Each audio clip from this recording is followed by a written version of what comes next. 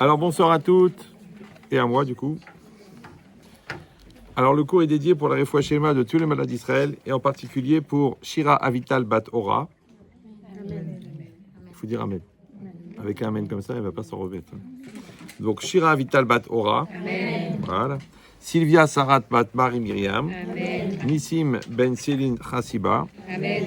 Martine Maïssa Bat Marie Myriam. Amen. Et le Rav Ron Shaya Ben Aviva. Ron Moshe Shaya Ben Aviva. Et Esther Bat Felecha, tant qu'on y est. Alors, amen. Et bien sûr, l'Ilou Nishmata de Nathalie Kamra Bat Saada. Alors, c'est marqué dans le Passouk Chanor Anahar Alpi Darko. Je éduque l'enfant, le jeune homme, Alpi Darko selon son chemin. Darko, c'est pas le masculin de Darka, vous êtes au courant. Gam ki yaskin, même lorsqu'il vieillira, lo yasur mimeno, alors il ne se séparera pas, il ne quittera pas ce chemin. Un chemin qui est inscrit dans l'enfant depuis la jeunesse, alors il reste pour toujours.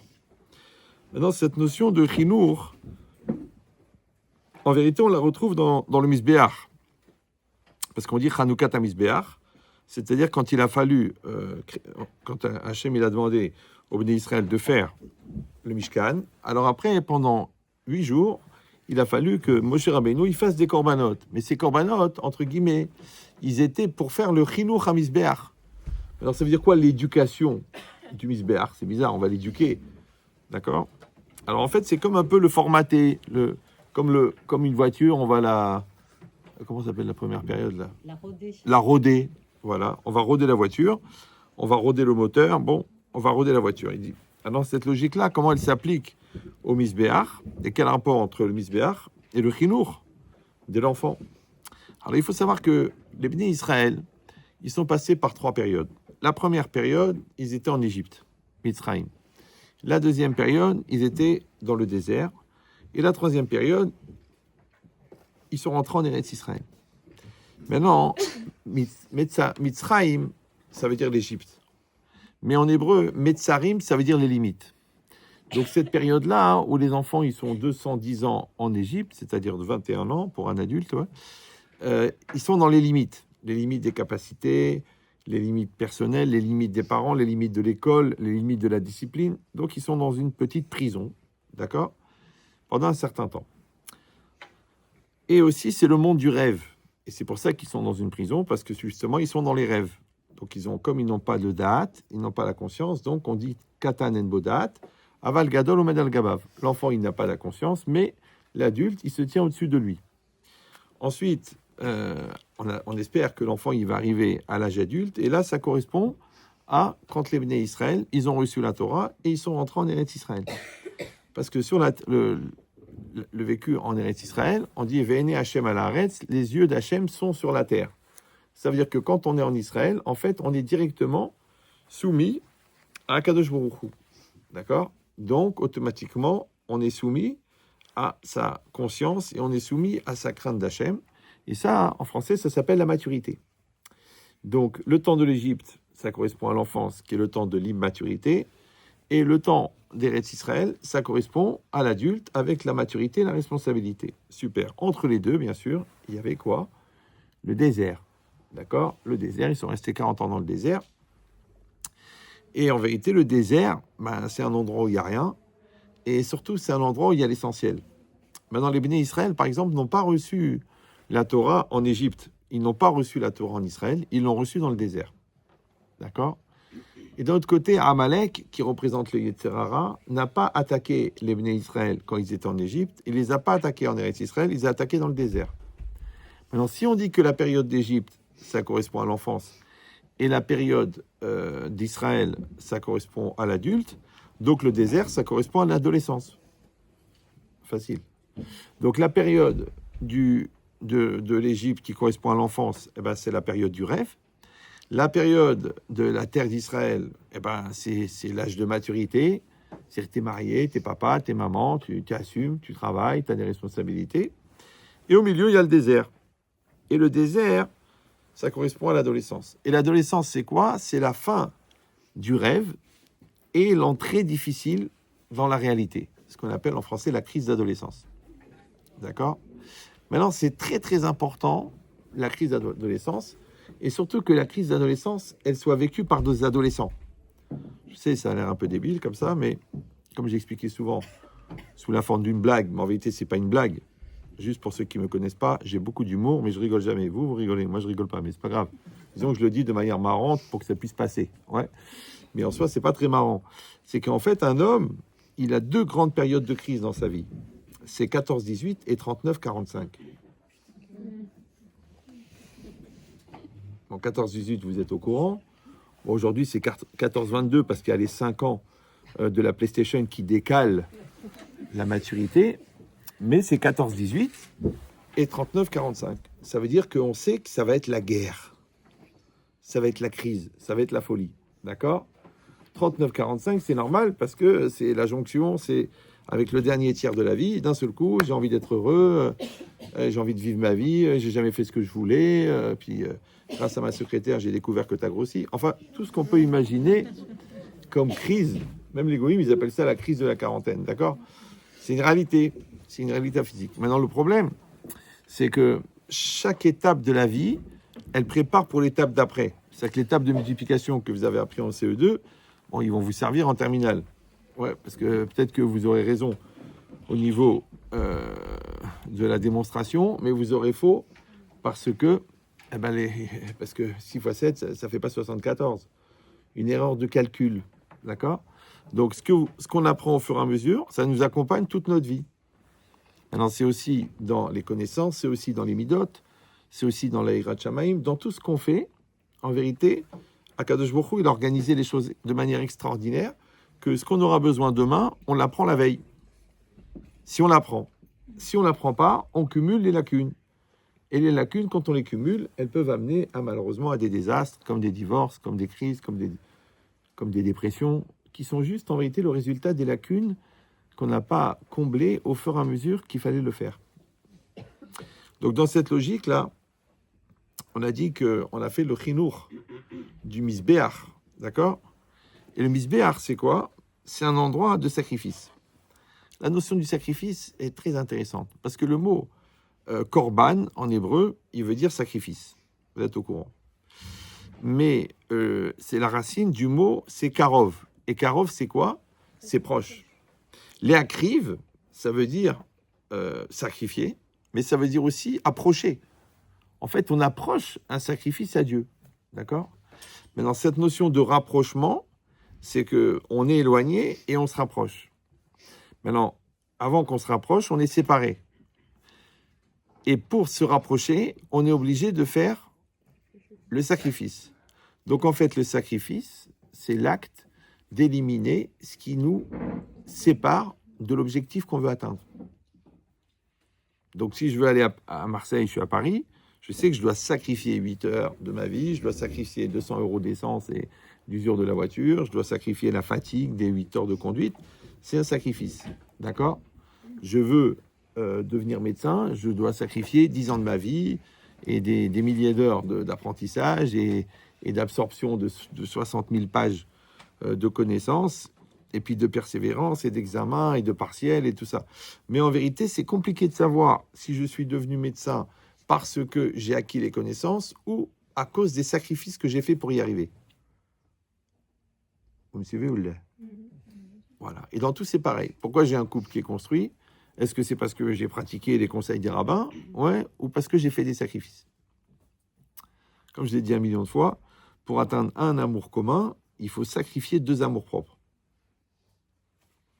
Il y a des gens, ils veulent rien sacrifier. Moi, je suis comme je suis, ma mère m'adore, pourquoi je vais changer ? Ok. D'ailleurs, mon père n'a jamais changé. Ok, mais ta mère s'est pendue, c'est vrai, d'accord ? Donc, non, en fait, c'est faux, elle a pris des cachets. Mais l'idée, c'est de comprendre, c'est que on va faire des sacrifices. Toute la vie, on fait des sacrifices. Maintenant, le problème, c'est que celui qui veut faire des sacrifices, il ne va pas les sentir comme des sacrifices, il va les sentir comme des investissements. Et celui qui ne veut pas faire des sacrifices, il va les sentir comme des contraintes. C'est ça le problème. C'est dans quel esprit tu engages la vie, dans quel esprit tu engages la journée, dans quel esprit tu engages le projet, dans quel esprit tu engages le mariage, dans quel esprit tu engages le chinour, dans n'importe quel domaine.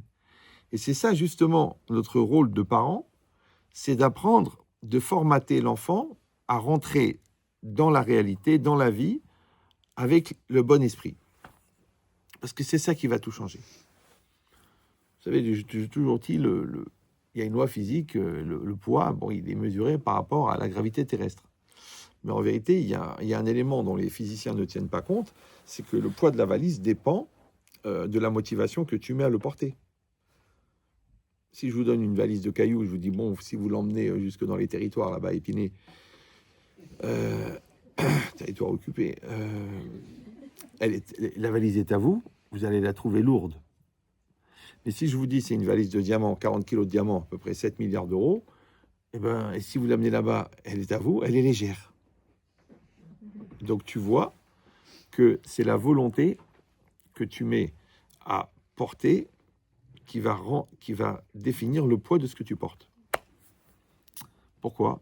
Parce que qu'est-ce qui porte en vérité ? C'est pas le corps, c'est la volonté. D'accord ? Or, la volonté, elle porte déjà le corps. Quand on dit, vous vous portez bien, oui, je me porte bien, ça va. Ouais. C'est vrai, quelqu'un il pèse 80 kilos, quelqu'un il pèse 100 kilos, quelqu'un il pèse 200 kilos.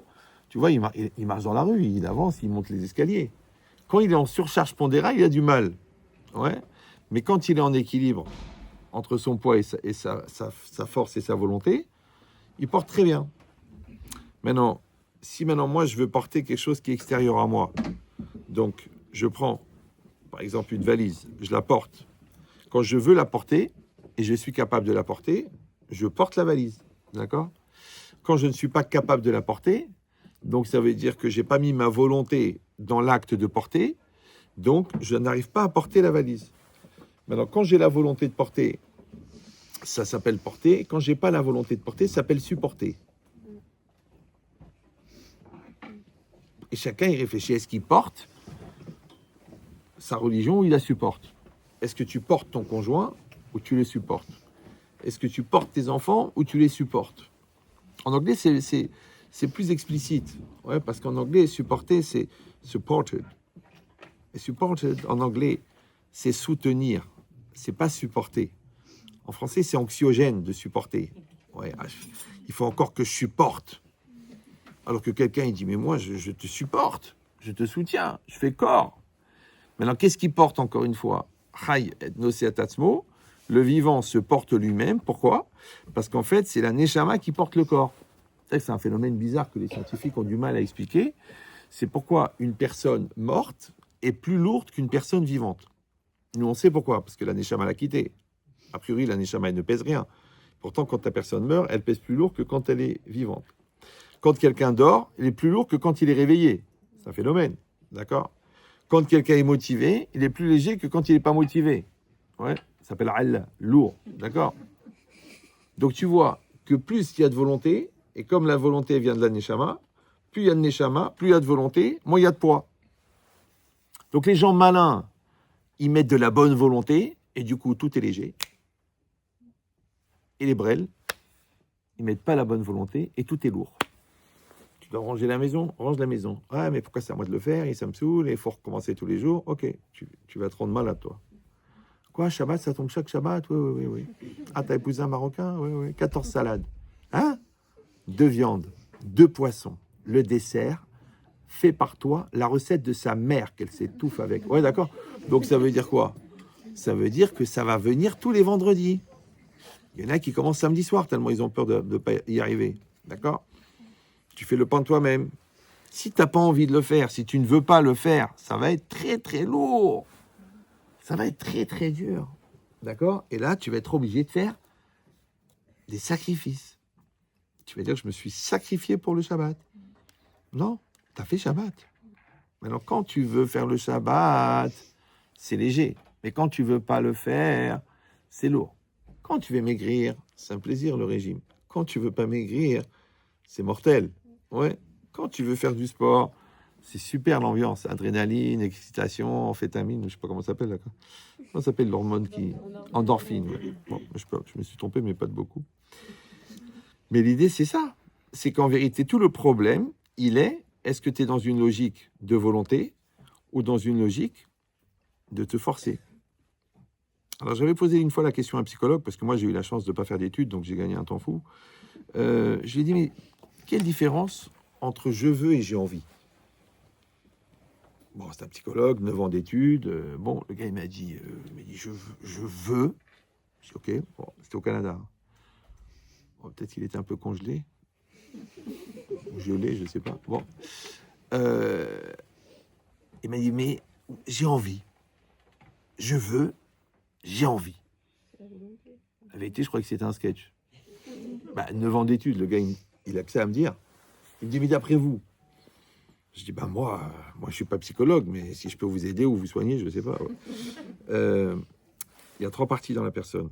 Il y a le moi, il y a la neshama, il y a le corps.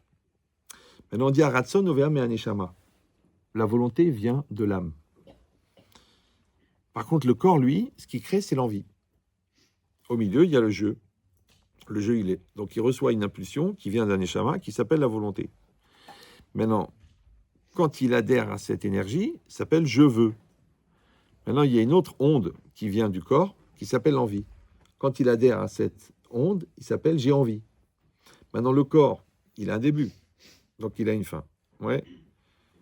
Et donc, ce qui sort du corps, c'est aussi limité, comme le corps. Donc, l'envie, elle est limitée.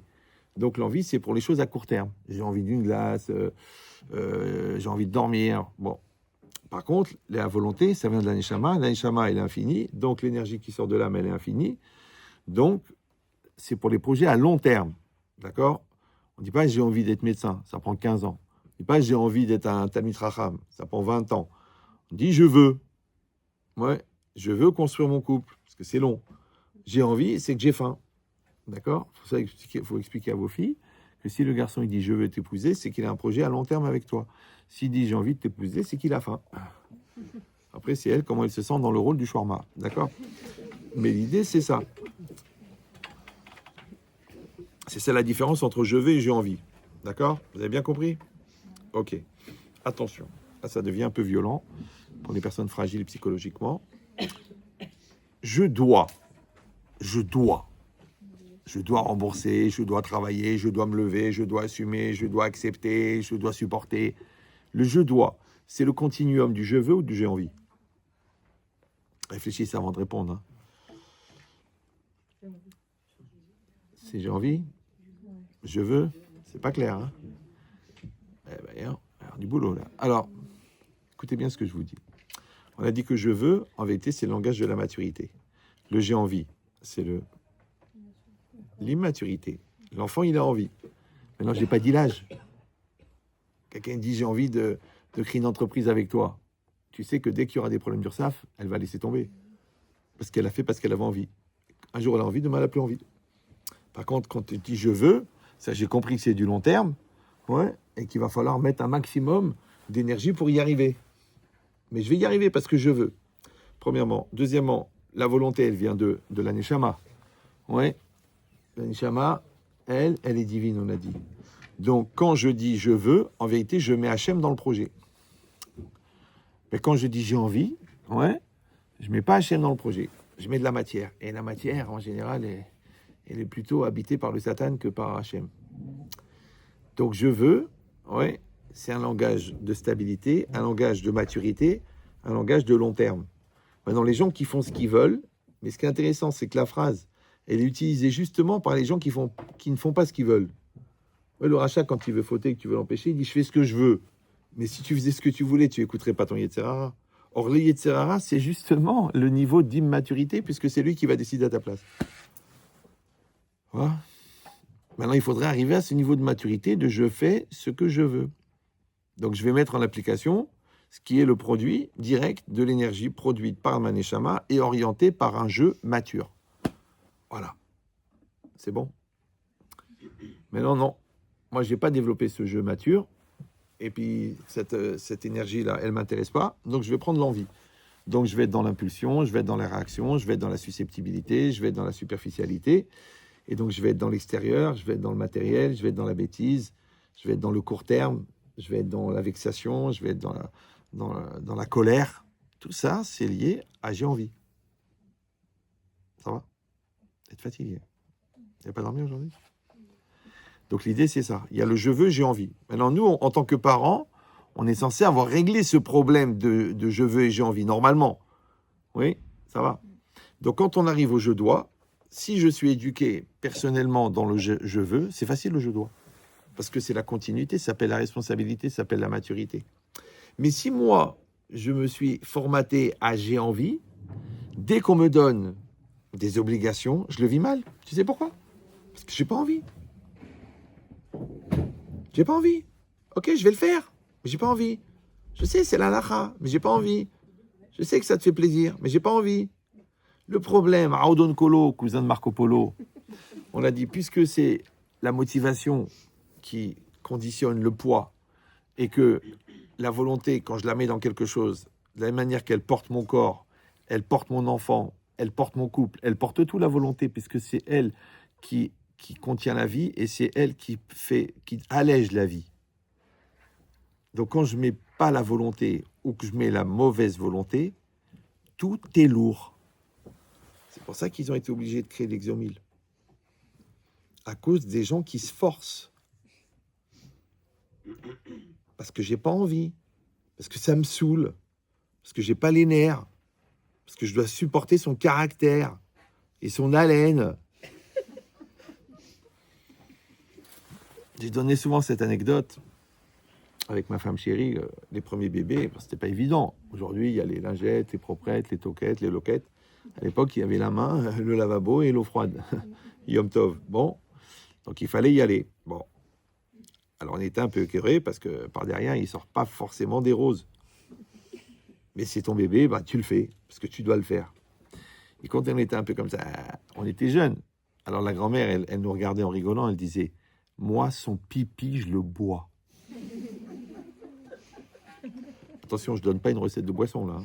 Ouais. Parce qu'il dit « Ouais, Laura, il a dit qu'il faut boire la pipi. » D'accord. C'est qu'elle aime tellement l'enfant, la pipi, elle la boit. Alors le reste, imagine. Maintenant, dans toute la vie, il y aura toujours des avantages et des inconvénients. Il y aura toujours des qualités et des défauts. Chez tous les gens, il y a des choses qui sont agréables, des choses qui sont désagréables. Ouais. Il y a le moment où la personne, elle est forte, elle est bien, elle est indépendante. Et puis il y a un moment où la personne, elle est fatiguée, elle est grabataire et elle porte la couche. Ouais. Alors, tu vas porter ou tu vas supporter? Si tu t'es éduqué dans le je veux, le je dois, il est facile. Bah oui, parce que je veux faire cela et je veux rendre le bien que l'autre m'a fait. Donc, quand on te dit tu dois t'occuper de ta grand-mère, ouais, tu dis pas je suis obligé. Tu dis non, je veux parce que ça part d'une bonne volonté. Je veux travailler. Ben non, je le fais pour l'argent. C'est dommage. Parce que chaque heure de travail va t'enlever à peu près 4 minutes de vie. Parce que tu t'es forcé. Ils ont calculé, les goïms, qu'une colère enlève 1 heure et demie de vie. Au niveau neuronal. Ça détruit. Mais c'est quoi la colère? C'est le fruit de l'inadaptation. Tu n'es pas adapté à une situation. Qu'est-ce que tu fais? Tu te mets en colère. Donc c'est une explosion de volonté. Mais laquelle? La bonne ou la mauvaise? La mauvaise. Donc l'explosion de mauvaise volonté raccourcit la vie. Voilà. Alors pourquoi tu es en colère? Parce que tu n'es pas adapté. Donc quand tu acceptes la situation, il n'y a pas de colère. Je ne sais pas si vous comprenez de quoi je parle. Là, je viens de vous faire gagner au moins 10 ans de Xanax. D'accord? C'est qu'en vérité, tous les logiques d'antidépresseurs et tout ça, bah, c'est pour des gens justement qui subissent des pressions. Alors c'est quoi la pression? La pression, c'est le malaise développé par la différence entre la personne que tu devrais être et la personne que tu es.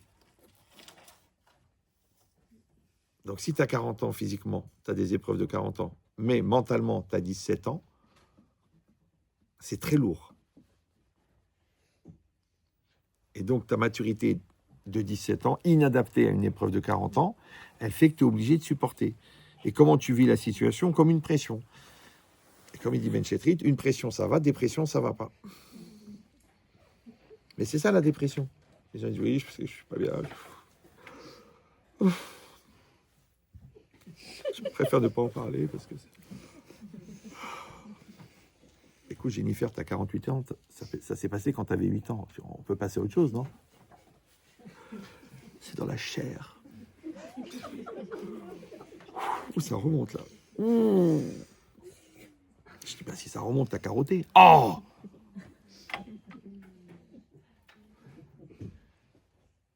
Moi, quand les gens ils viennent avec des problèmes, je fais exprès, je dis, écoutez, j'ai pas le temps, écrivez-le sur un papier. Je dis, écoutez, c'est impossible.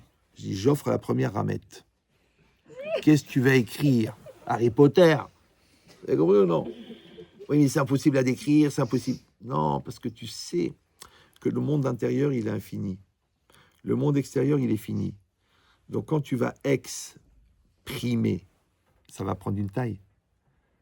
Et quand tu commences à exprimer, tu vas finir d'exprimer. Et quand tu vas finir d'exprimer le problème, tu vas commencer la solution. Et peut-être ça ne t'intéresse pas parce que c'est confortable le problème. Et dans confort, il y a fort. Je sais, il n'y a pas que ça. Ouais. Donc l'idée, c'est ça. C'est de dire qu'en fait, nous, on va accompagner nos enfants exactement comme le misbéar. De la même manière que le misbéar, eh bien, on fait des sacrifices, d'accord? De la même manière, l'enfant, durant toute sa vie, il va faire des corbanotes. Parce qu'il y a des épreuves, il y a des confrontations, il y a des défis, il y a des bonheurs, parce que même le bonheur, il faut l'assumer. Il y a des déceptions, il y a des chocs, il y a des gens méchants, il y a des gens gentils. Tout ça, c'est quoi? C'est des événements. Et ces événements, il va falloir s'en rapprocher. Rapprocher, c'est Karov. Maintenant, pour t'en rapprocher, il faut que tu sacrifies ce qui te sépare. Eh bien, des fois, c'est l'orgueil qui te sépare. Il faut le sacrifier. Des fois, c'est la flemme qui te sépare. Il faut sacrifier. Des fois, c'est la lourdeur qui te sépare. Il faut sacrifier. Des fois, c'est l'habitude. Il faut sacrifier. Donc, encore une fois, je répète, pourquoi ça s'appelle un sacrifice? Parce que la seule manière de rapprocher deux choses séparées, c'est de sacrifier ce qui les sépare. Même ton enfant, tu veux qu'il s'épanouisse, il va falloir faire un sacrifice. Lequel? C'est qu'il ne devienne pas celui que tu aurais voulu être. Toi, tu voulais faire médecine. Bon, tu as fini cuisinière. Bon, c'est pas mal. Mais tu veux que ton enfant, il fasse médecine. Alors peut-être lui que non, peut-être lui, il voulait être pizzaiolo. Et toi, tu l'as obligé. Tu dis, non, c'est honteux, c'est quoi, pizzaiolo, un travail manuel. Mais toi aussi, tu fais un travail manuel, maman. Arrête, ouais. Donc, en fait, tu transfères tes manques chez l'autre pour que l'autre, il devienne la personne que tu n'es pas devenue. C'est pour ça que tu te bagarres avec la prof quand il manque un demi-point. Parce qu'à l'époque, tu ne pouvais pas te défendre, tu avais 11 ans. Mais là, tu ne te laisseras pas faire. Tu crois que l'avenir de ton fils, il dépend d'un demi-point, franchement. Donc l'idée, c'est ça. L'idée, c'est que l'enfant et l'homme en général et la femme, on va faire des sacrifices. Maintenant, pour qu'ils puissent faire cela en le vivant bien, encore une fois, selon la volonté et non pas selon l'envie, ouais, et c'est très dangereux aujourd'hui parce que les enfants, ils sont éduqués à l'envie. C'est la matérialité. Le rapport avec la matérialité, c'est un rapport d'envie. Oui, mais la prière, tu n'as pas envie de prier, tu pries. Ouais. Les tefilines, tu n'as pas envie de les mettre, tu les mets. Tu dis, je veux les mettre. À ce moment-là, tu as un lien direct entre la volonté d'Hachem exprimée dans la tefilin et ta volonté à toi. Et le lien des deux s'appelle l'amour de Dieu. Parce que la Ava, c'est Shaviut Haretzonot, l'amour, c'est l'équivalence des volontés. Maintenant, encore une fois, pour que l'enfant, naturellement, il exprime sa volonté, il faut lui apprendre à lutter contre la tentation d'exprimer l'envie. Ça va? Alors aujourd'hui, c'est beaucoup ça. J'ai envie, j'ai pas envie, et ben j'ai plus envie. Voilà.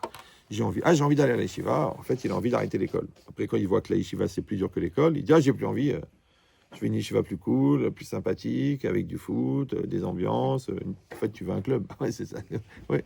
Donc, mais ça vient de quoi? Ça vient du fait que on lui a pas appris, on l'a pas formaté à accepter la notion du sacrifice.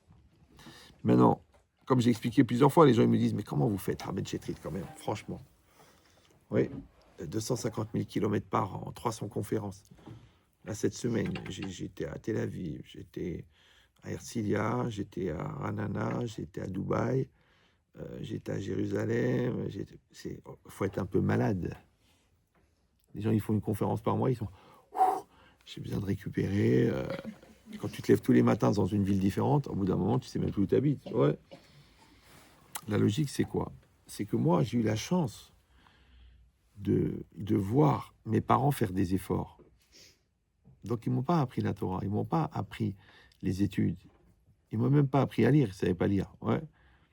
Mais ils m'ont appris les efforts. Maintenant, quand tu as appris l'effort, tout est facile.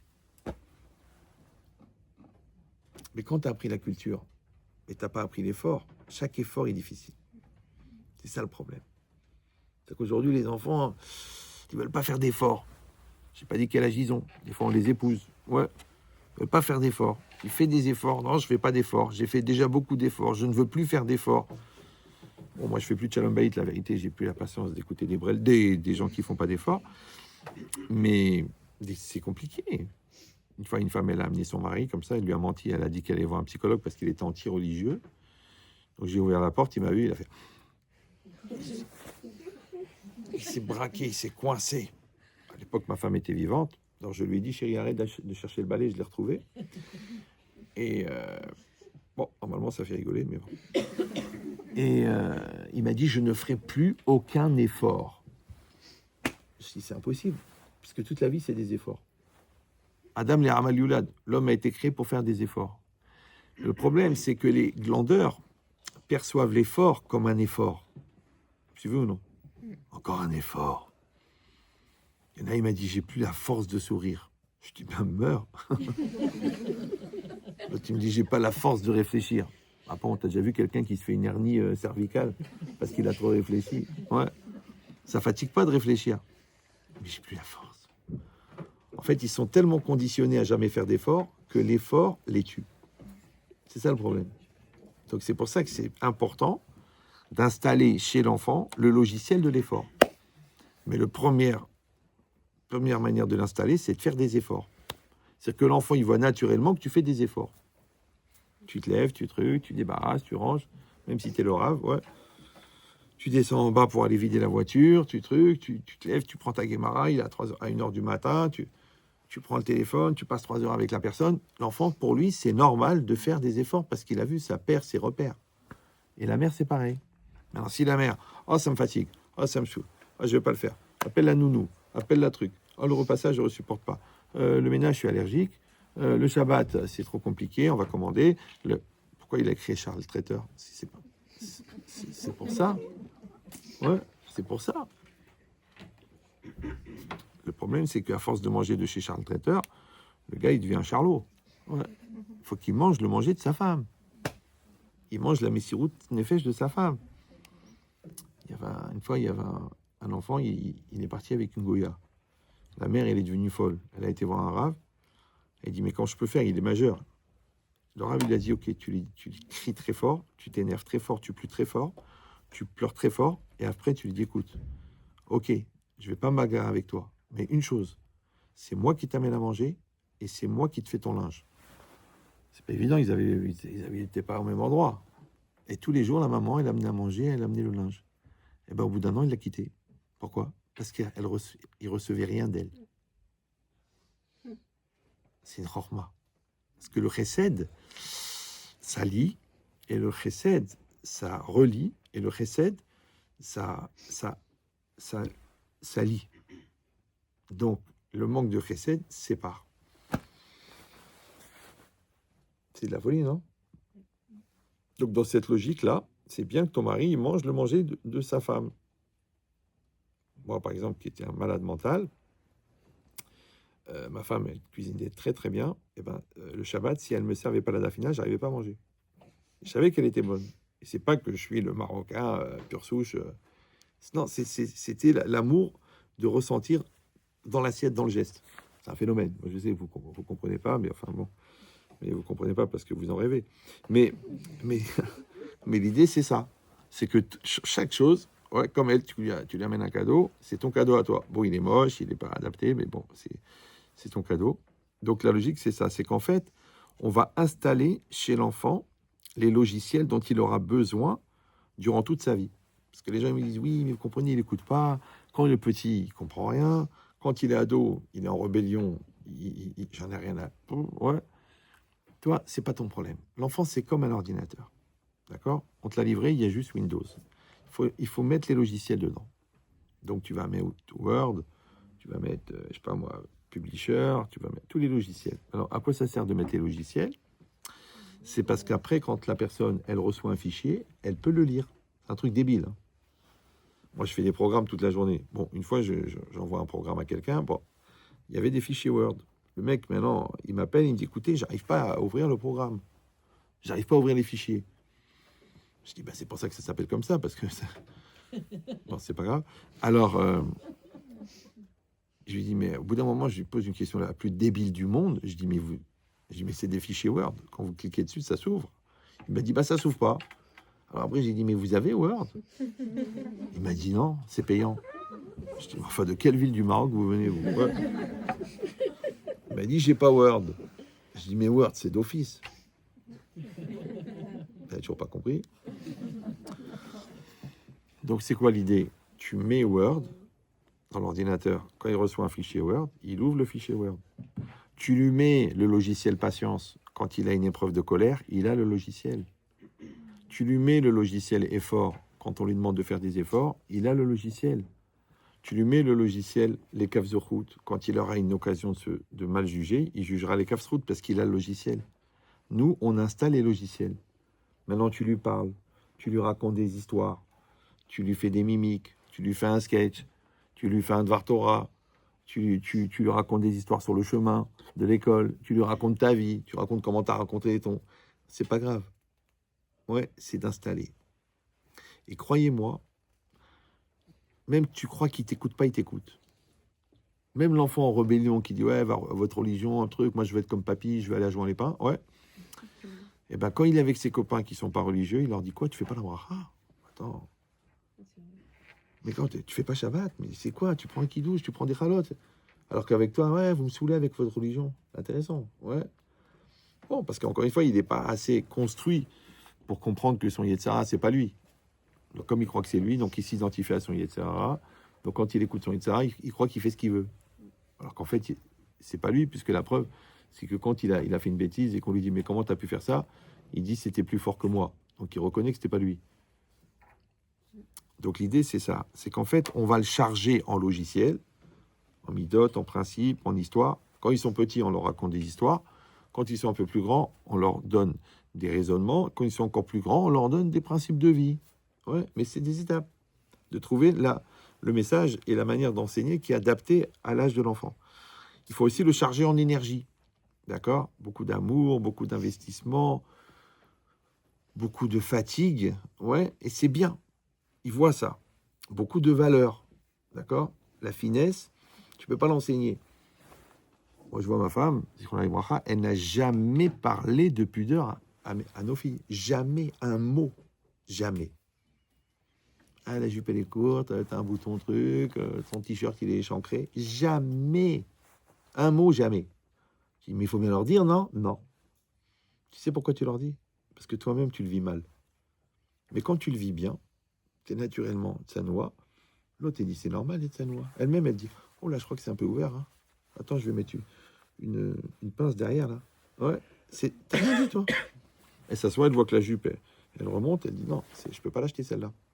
Ben vas-y, achète-la. Après, tu resteras debout toute ta vie. Mais non, parce qu'elle n'a jamais vu sa mère comme ça. C'est normal pour elle. Ouais. Ben, c'est exactement pareil. Ça veut dire que votre comportement de tous les jours, en fait, il inscrit et il capitalise. C'est ça qu'il faut avoir en tête. C'est-à-dire que tous les événements qui vont être vécus, il ne faut pas, au cas par cas, dire bon, comment je fais maintenant? Voilà, ils sont engueulés. Voilà, l'autre, il lui a tiré les cheveux. L'autre, il a piqué son t-shirt. L'autre, il lui a... Ouais, et toi, tu essayes de... Non, en vérité, on s'en fout du t-shirt. Ou même, on s'en fout de la bagarre. Nous, c'est une opportunité. On va s'asseoir. Alors, qu'est-ce qui s'est passé? Ben, elle m'a pris mon t-shirt. T'as pris le t-shirt? Ouais, mais c'est le mien. Ok, alors viens, on réfléchit. Comment c'est possible que ça soit le tien? D'accord? C'est du 8 ans, t'as 14 ans. Oui, mais j'aime bien porter cintré. T'es pas cintré, là, t'es saucissonné. D'accord? Alors, qu'est-ce qui se passe? Alors, vas-y, va t'excuser. Bon, t'excuses. En fait, qu'est-ce qu'on fait? On profite de l'événement pour fabriquer du chinour. Donc, on ne regarde pas le ponctuel, on regarde le long terme. Là, on va travailler sur l'honnêteté. Il a volé, eh bien, il a volé. Voilà, il a volé. Il voulait 5 euros, tu ne lui as pas donné, il les a pris. Tu vas t'asseoir avec lui, tu vas lui dire, mon fils, le porte-monnaie, il est ouvert. Tu as besoin, tu prends. Ouais. Tu prends le goûter de ton copain. Voilà, il y a 10 kilos de pommes, là. D'accord? J'ai mis 5 kilos de gâteau. Allez, serre-toi. Mais tu vas prendre de l'autre. Et tu vois l'autre il ouvre son sac, il ne trouve pas, quand il se sent mal à l'aise et tout. Ah ouais, je réfléchis, papa, à ce que tu m'as dit. Je réfléchis, maman, à ce que tu m'as dit. Donc, ça veut dire quoi? Ça veut dire qu'on s'en fiche des événements. Ce qui compte, c'est de les optimiser en tant qu'occasion de faire passer des messages. C'est ça qui compte. Et de la même manière qu'il y a un message qui passe, il y a un apprentissage. 1 fois, 2 fois, 3 fois, 4 fois. Je t'ai dit, le vendredi soir, quand tu vois ton père, le rave, qui se lève pour débarrasser, tu peux pas rester assis. C'est impossible. Ouais. Et tous les enfants, ils ont cette mida. Et après, les beaux-parents, ils nous disent, oh là là, c'est incroyable, il se lève, il arrange des trucs. Et... Pourquoi? C'est normal. Tu peux pas supporter ça. Tu peux pas avoir quelqu'un avec des sacs et tu l'aides pas à porter. Tu dis, mais c'est du chinour. Oui, mais tu lui as jamais expliqué que c'est important. Il l'a vu faire. Donc ça veut dire que tout ce qu'on leur met à l'intérieur, c'est ça ce qui va les accompagner. Moi, souvent, malheureusement, dans les cas de Shalom Bayit, je dis, parlez-moi du Shalom Bayit de vos parents. Parce qu'en fait, la logique, c'est quoi? Bon, ils sont deux, ils se prennent la tête. Ouais, les Marocains, les Tunisiens, tu dépenses trop, t'as grossi, t'es moche, toi, tu dragues ma sœur. Bon, tout ce qui peut arriver dans un couple de Brel. Ouais. Mais quand les gens ils prennent du recul, ils se disent, mais c'est ça le format, et c'est ça le formatage dans lequel nos enfants ont grandi. Ils ont grandi dans les cris, ils ont grandi dans les gros mots, dans les querelles, dans les nerfs. J'avais un collègue, enfin un concurrent, un rave, plus Talmid Racham que moi, hein, très fort. Il avait 10 gosses. Sur les 10, il y en a 8 qui ont divorcé. Et je me suis occupé un petit peu d'un des gosses au niveau du Shalom Bayit. Le gars, il m'a dit, mais nos parents, ils passaient leur journée à s'insulter, à s'engueuler, à se parler mal, à se pourrir, à parler des problèmes d'argent, des nerfs, de la famille, ta race, Maintenant, eux deux, encore une fois, c'est des brels, c'est pas très grave. Le problème, c'est que c'est les enfants. C'est que les enfants, ils ont grandi dans un climat. Certes, à 21 ans, rappelez-vous, 210 ans pour former le Ham Israël, 21 ans pour former un enfant. Quand il va partir avec ce capital. Maintenant, l'erreur, très important de comprendre ça, même si vous êtes toute intelligente et vous n'avez pas besoin de moi, mais je vous le dis quand même, c'est de croire que quand tu peux légitimer ta lourdeur, elle devient cachère. Ouais, tu dis, je me suis énervé. Ok, mais c'est pas pour rien. Mais tu t'es quand même énervé. J'ai dit des gros mots, mais c'est pas pour rien parce qu'il m'a poussé à bout. Mais tu as quand même dit des gros mots. Maintenant, le gosse, il s'en fout des raisons. Ce qui retient, lui, c'est l'atmosphère. Et c'est ça la différence qu'il y a entre les enfants et les adultes. C'est que quand il y a un problème, les enfants, ils ont des raisons et les adultes, ils ont des solutions. Ça va? Mais j'ai pas précisé l'âge. Donc un jour, si Dieu veut, ça va venir. Tu vas comprendre que tes raisons, on s'en fout. On s'en contrefout. Il y a des gens, ils écrivent des bouquins pour préparer, au cas où il y a un divorce, ils pourront tout expliquer jour par jour. Mais enfin, JG, jeune jbeb, l'énergie que ça t'a pris pour écrire ce livre de justificatif de ton échec, c'était le même qu'il aurait fallu pour trouver des solutions. J'ai pas pensé. Vous me suivez ou non? C'est que même quand les gens ils sont en retard, ils préparent le mensonge qu'ils vont dire. Même avant de se lever, ils préparent déjà le mensonge qu'ils vont dire. Mais tu peux pas vivre comme ça. Parce que, premièrement, parce que tu es un adulte, et deuxièmement, parce qu'il y a un Dieu sur terre. Ça veut dire quoi de mentir? Je dis oui, mais des fois c'est plus confortable, c'est plus facile, c'est mieux accepté, c'est mieux vécu pour toi. Mais le jour où le mensonge il est dévoilé, tu te sens mal, t'as honte. Pourquoi? Mais pour une chose très simple, c'est que tu n'as pas été toi-même. Puisque tu penses une chose, tu dis une chose. Donc tu n'es pas toi-même. Tu ressens une chose, tu dis autre chose. Tu n'es pas toi-même. Ouais. Or d'être soi-même, bon bah, c'est être le même que soi. Hein. Je traduis pour les gens qui pratiquent le cerf-volant. Être le même que soi, c'est qu'il y a quelqu'un dedans qui existe et il y a quelqu'un à l'extérieur qui est représentant de cette personne à l'intérieur. Et ils sont censés être les mêmes. Ça s'appelle Toho Kebaro. Ouais. Alors c'est pas évident. Des fois, on est dans des groupes d'hypocrisie. Ça va, ouais, ça va. Moi aussi, ça va. Ouais, ça va. Toi, ça va. En fait, tout le monde va bien, mais tout le monde est dépressif. Ouais. Non, tu dis, ça va pas, là. Tu dis, bah, tu en reprends? Non, j'ai pas faim. Si, t'en reprends. Je vais te le mettre sur la gueule. Mais tu le dis pas. Tu dis, non, je suis un peu dérangé. Non, tu dis, j'en veux pas. C'est bon. Ouais. Tu dis, bah, tu peux venir? Bah, je peux pas venir. Ah, bah, dis donc, je t'ai fait ton chidour. Tu pourrais faire un effort. Bah oui, mais je te dis que je peux pas. Vous avez compris ou non? Et on vit dans un espèce d'opacité comme ça, de brouillard, d'hypocrisie qui fait que les gens ne sont pas eux-mêmes. Et comme ils ne sont pas eux-mêmes, eh ben, ça crée des malentendus, ça crée des quiproquos, ça crée des souffrances, ça crée des nervosités, ça crée du lachonara, ça crée des peurs, ça crée des malaises, ça crée des complexes, ça crée des pathologies. Et sur la base de quoi? T'es pas naturel. T'es naturel. Faut être naturel. D'accord? Dans cette logique-là, tu as compris que quand toi, tu vas être naturel, tu vas éduquer l'enfant à être naturel. Une fois, il y a un des enfants, il était à l'Yeshiva Ktana. Bon, il y a un jeune là-bas, il regardait des films. Bon, aujourd'hui, c'est presque une misva. Et il avait une carte SD remplie de films. Maintenant, qu'est-ce qu'il a fait, le gars? Il s'est fait attraper, il a dit que la carte, elle était à mon fils. Maintenant, mon fils, il n'est pas gêné. Enfin, non, il n'a pas dit ça. Il a fait comprendre que c'était l'autre, c'était mon fils. Bon, mon fils, mes enfants, ils ont appris la sincérité. Tu mens pas, tu as fait une bêtise, tu le reconnais. Tu n'as pas fait une bêtise, tu dis je l'ai pas fait. Donc il a dit au Rav, c'est pas moi. Le Rav, qu'est-ce qu'il lui a fait? Il a dit il faut que tu me dises qui c'est. Deuxième enseignement qu'il a reçu de ses parents, on dénonce pas les gens. C'est vous le flic, allez trouver l'accusé. Ouais. Il a mal pris. Le Rav, il m'a appelé pour me dire, ouais, ton fils a un rachat. Ouais. Ah, mais qu'est-ce qu'il a fait, mon fils? Il a été voir le garçon, il savait que c'était lui. Écoutez bien, ça, c'est violent. Hein.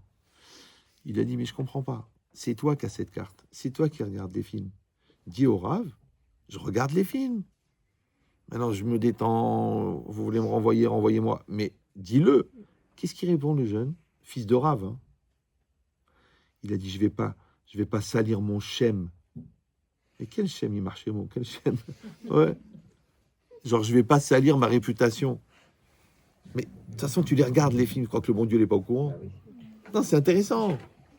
Au niveau psychiatrique. Parce que moi, c'est pas ce qu'il dit l'enfant qui m'intéresse. Moi, je m'en fiche de l'enfant, le gosse, c'est un gars. Il est même pas né, c'est un poisson, il est pas né. Ouais. Moi, ce qui m'intéresse, c'est de savoir quel niveau d'hypocrisie il a appris chez ses parents pour croire que de préserver sa réputation, c'est plus important que d'être émette.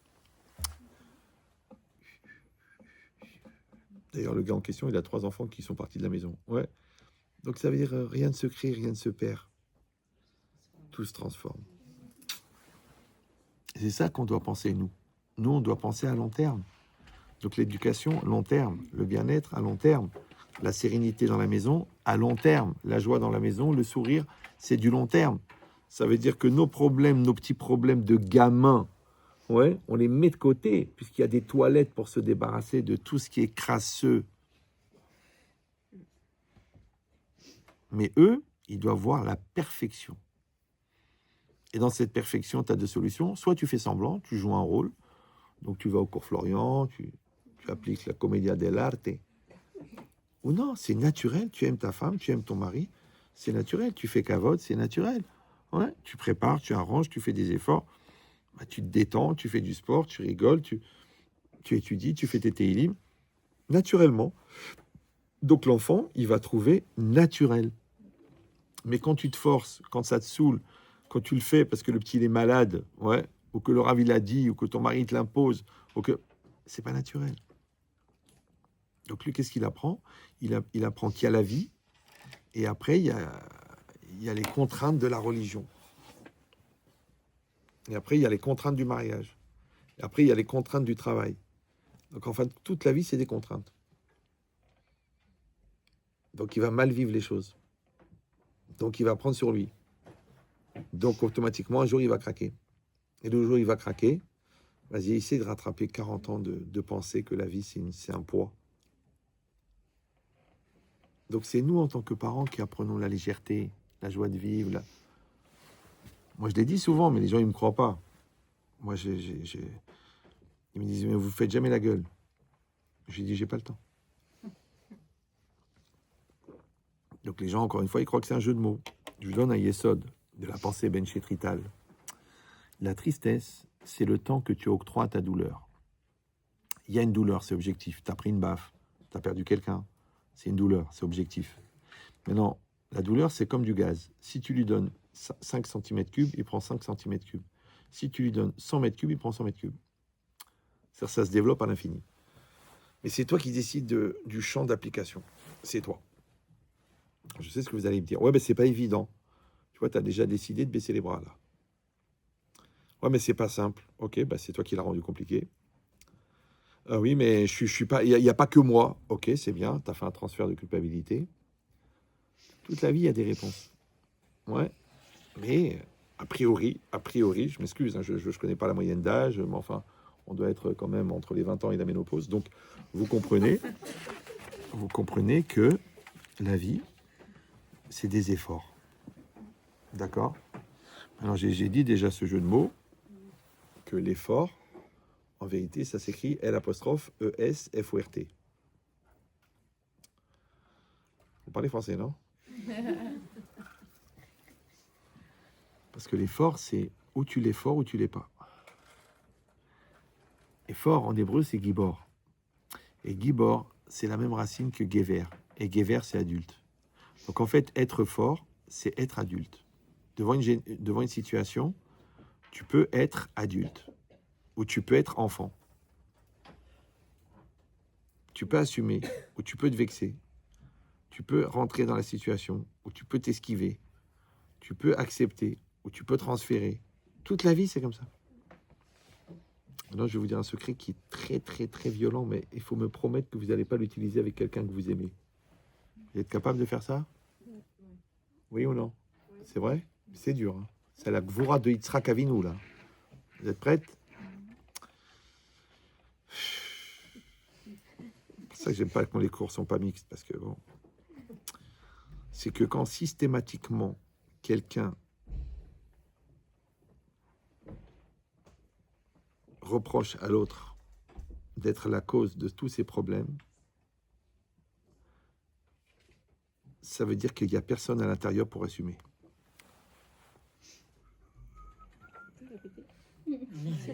Je répète, Stéphanie de Monaco. Donc, quand systématiquement... Asseyez-vous, asseyez-vous. Ah, d'accord, d'accord. Ok, bon. Donc la logique, c'est... Enfin, pour donner une image, vous prenez une balle, il y a un mur en face de vous. Si vous jetez la balle et que la balle disparaît, c'est qu'il y a un trou. Donc il y a un réceptacle, donc il y a une intériorité. Si la balle, elle rebondit, ben, c'est qu'il n'y a rien dedans. Il n'y a qu'un mur. Donc quand la personne, systématiquement, elle transfère sa culpabilité sur l'autre, ça veut dire qu'elle a personne à l'intérieur pour l'assumer. C'est d'ailleurs pour ça que les 3/4 des problèmes de couple sont des problèmes personnels qui dégénèrent dans le couple. Donc quand on va apprendre à l'enfant la responsabilité, ouais, en fait, on va lui apprendre qu'il est concerné par une partie de la situation. Alors qu'est-ce qu'ils font les gens? Ils disent attendez, mais il n'y a pas que moi. Ouais, alors je vous donne le secret, comme ça aussi vous gagnez encore 2 ou 3 ans d'Exomil. C'est que quand vous êtes seul dans une situation, vous êtes concerné à 100% par 100% de la situation. Mais quand vous êtes deux dans une situation, vous êtes concerné à 100% par 50% de la situation. C'est impossible, ça il faut bien leur faire comprendre aux enfants, que tu sois dans une situation où tu n'es pas concerné. Parce que qu'est-ce que tu fous là? Si tu es croyant, pourquoi le bon Dieu il t'a mis là? Ouais. Si tu n'es pas croyant, ouais, en physique quantique, on dit qu'une masse harmonieuse d'atomes ne peut se trouver à un endroit que si elle est accueillie par un environnement atomique qui lui-même est adapté à. Je traduis en français, ça veut dire qu'on est là où on est censé être. Quand moi je suis là, vous êtes là. Ouais. Donc moi je devais être là et vous devez être là. Maintenant, on peut faire un très bon cours, on peut en passer le temps, on peut se marrer, on peut en réfléchir, on peut se remettre en cause, on peut évoluer, ouais, ou on peut attendre que la fin du cours, pourvu qu'il se taise, pourvu qu'il s'étouffe, d'accord? C'est comme on veut. Mais c'est sûr que ce temps-là, il va passer. Ouais. Et que ce temps-là, comme tous les temps que Dieu nous donne, c'est des opportunités de devenir meilleur. Ou non, c'est pour passer le temps. Comme disent les goïms, c'était pour tuer le temps. Mais tu ta mère, qu'est-ce que tu tues le temps? Le temps, tu peux pas le récupérer. Ouais. Oh, qu'est-ce que vous avez fait cet après-midi? On a tué le temps. Bon, je sais que c'est une expression et que les gens parlent sans réfléchir. Enfin, tout le monde n'a pas attrapé le syndrome du téléspectateur. Donc, dans cette logique-là, vous avez compris que Gibor, c'est Gever. Ouais. Gever, c'est mature. Le projet, c'est que l'enfant, il soit mature. Maintenant, comment il se mesure la maturité? C'est marqué dans la phrase. Ezeu Gibor, Akovesh et Titro. Qui est le Gibor? Qui est l'homme fort? La femme forte? C'est qui maîtrise son Yetzirara. C'est que les Chachamim ont fait un rapport de dualité entre le fait d'être fort et le fait de maîtriser le Yetzirara. Maintenant, on a dit que Gibor, c'est Gever. Donc, Gever, c'est mature. Donc, qui c'est qui est mature? Celui qui maîtrise son Yetzirara. D'accord? Donc, ça veut dire, par déclinaison, que celui qui est faible, c'est celui qui est maîtrisé par son Yetzirara. Donc, celui qui est immature, c'est celui qui est maîtrisé par son Yetzirara. Maintenant, si la maturité, c'est Gibor, donc le Yetzirara, c'est quoi? C'est l'immaturité.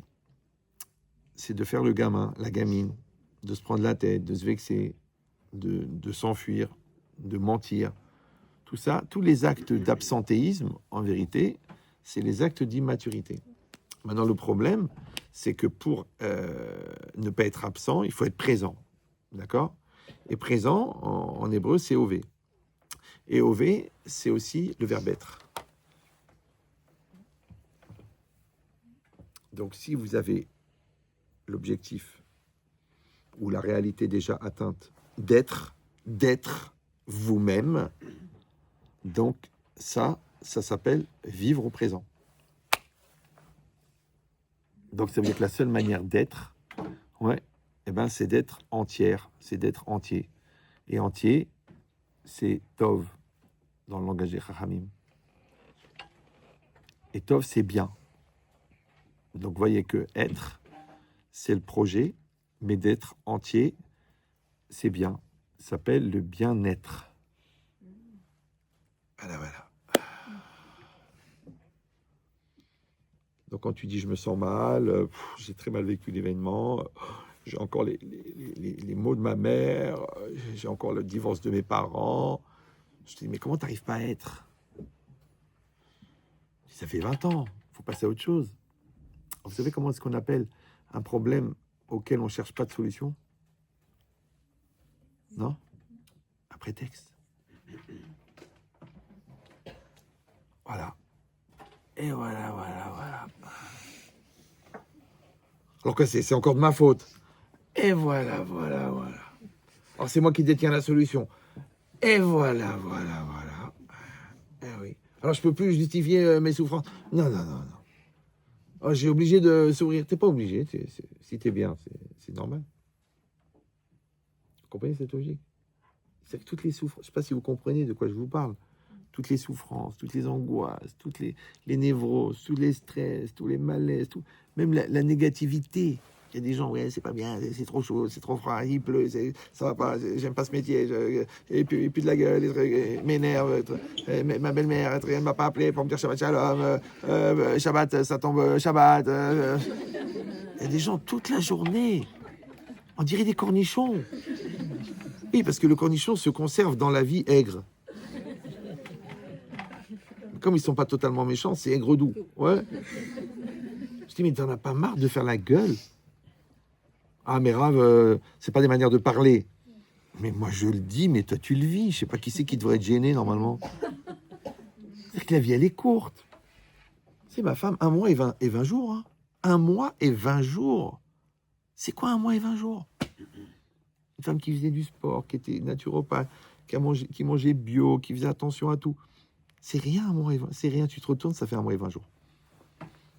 Depuis la biopsie. Non, je vous dis pas ça pour vous mettre la rema, mais je vous dis ça pour profiter de la vie. Mais profitez de la vie. Profitez de vos maris, profitez de vos enfants, profitez de leur faire passer des messages, profitez du soleil, profitez de la pluie, profitez de l'hiver, profitez de tout. Ah, mais c'est pas évident. Oui, mais ma femme, Zichron Ibracha, a fait un vrai travail. On a travaillé 8 ans sur le 8 mai. Vous connaissez cette maladie? Vous avez peut-être entendu, je l'ai dit souvent dans les conférences. Pour ceux qui écoutent les cours, ouais. Sachez que les cours, c'est des outils de travail. C'est pas pour vous distraire pendant que vous faites les halotes. Ils mettent ça en fond musical. Vous savez, à chaque fois que je fais les halotes, c'est normal, t'es une fille hala, c'est logique. Voilà, ils appelaient ma femme, ils disaient, vous savez, je m'endors tous les soirs avec votre mari. Bon, moi, en réalité, j'étais gêné. Bon, surtout que ma femme était inscrite à un club de tir. D'accord, mais non, on a beaucoup rigolé. Bon, on a toujours rigolé d'ailleurs. Mais c'est ça l'idée. Maintenant, ça, encore une fois, c'est pas simplement que toi, au niveau individuel, tu vas te sentir bien. C'est pas seulement que toi et ton conjoint, vous allez être en harmonie. C'est que ça va être aussi l'atmosphère dans laquelle les enfants ils vont grandir. Et c'est avec ça qu'ils vont partir. Ça veut dire ils vont rentrer dans la banquise, la traversée de la banquise de la vie, parce qu'ils sont chargés à mort en énergie positive. D'ailleurs, c'était un très très gros problème pour les Shidduchim, parce qu'on ne trouvait pas des gens qui avaient ce niveau de midot travaillé. Parce que les gens même, ils font du séminaire, ils font... Mais encore des susceptibilités, encore des nerfs, encore des peurs, encore des complexes. À la limite, tu as envie de présenter le frère et la sœur, tellement ils sont bien. Mais bon, c'est interdit par la Torah. Mais l'idée, c'est ça. C'est qu'en fin de compte, encore une fois, on va les armer, on va les rendre gibor. Et gibor, c'est mature. Donc on les met très tôt en responsabilité, très tôt, on les met en situation. Moi, mes copains, ils m'engueulaient, ils me disaient, ouais, je comprends pas, Iria, tu laisses tes enfants partir seuls à l'école. On faisait exprès avec ma femme. Ils partaient, la grande avait 8 ans, l'autre elle avait 5 ans, 1 an de différence. Ouais. Tu avais 3-4 gosses, ils partaient comme ça dans la neige à l'école. Mais tu les déposes pas en voiture? Non. Parce qu'il n'y aura pas toujours une voiture. Ils partent au ski à Aix-les-Bains à 15 ans. Comment ils vont louer une chambre? 15, 14 et 13. Je leur disais, faites les calculs, ils faisaient les calculs. Ils prenaient leur boîte de thon, leur saucisson, leur truc et tout. Ils arrivaient là-bas, j'avais appelé un copain, je dis, bon, tu vas louer une chambre, parce qu'ils n'ont pas 18 ans. Après, ils payaient les remontées mécaniques, ils faisaient 3 jours de ski, ils partaient la nuit en train, gare d'Austerlitz, train de nuit. Ok, mais tu vois, à 23 ans, ils sont autonomes, l'autre, il a 4 sociétés à 30 ans, et ils ont appris très tôt l'autonomie. Ou non, tu les protèges, tu les maintiens dans un cocon. Mais le cocon, c'est une alternative. Ou ça fait un ou ça fait un... Non, mais c'est pas un gros mot. CON, c'est le contraire d'intelligent. Intelligent, en philosophie, c'est adapté. Donc CON, c'est inadapté. L'enfant, il faut qu'il soit adapté. Il faut qu'il soit adapté. Mais des fois, grâce à Dieu, on va te payer tous les hivers un nouveau manteau. Et des fois, tu vas mettre le manteau de ton grand frère parce qu'il n'y a pas. Ton père, il est Kollelman et ils sont très heureux. Hein.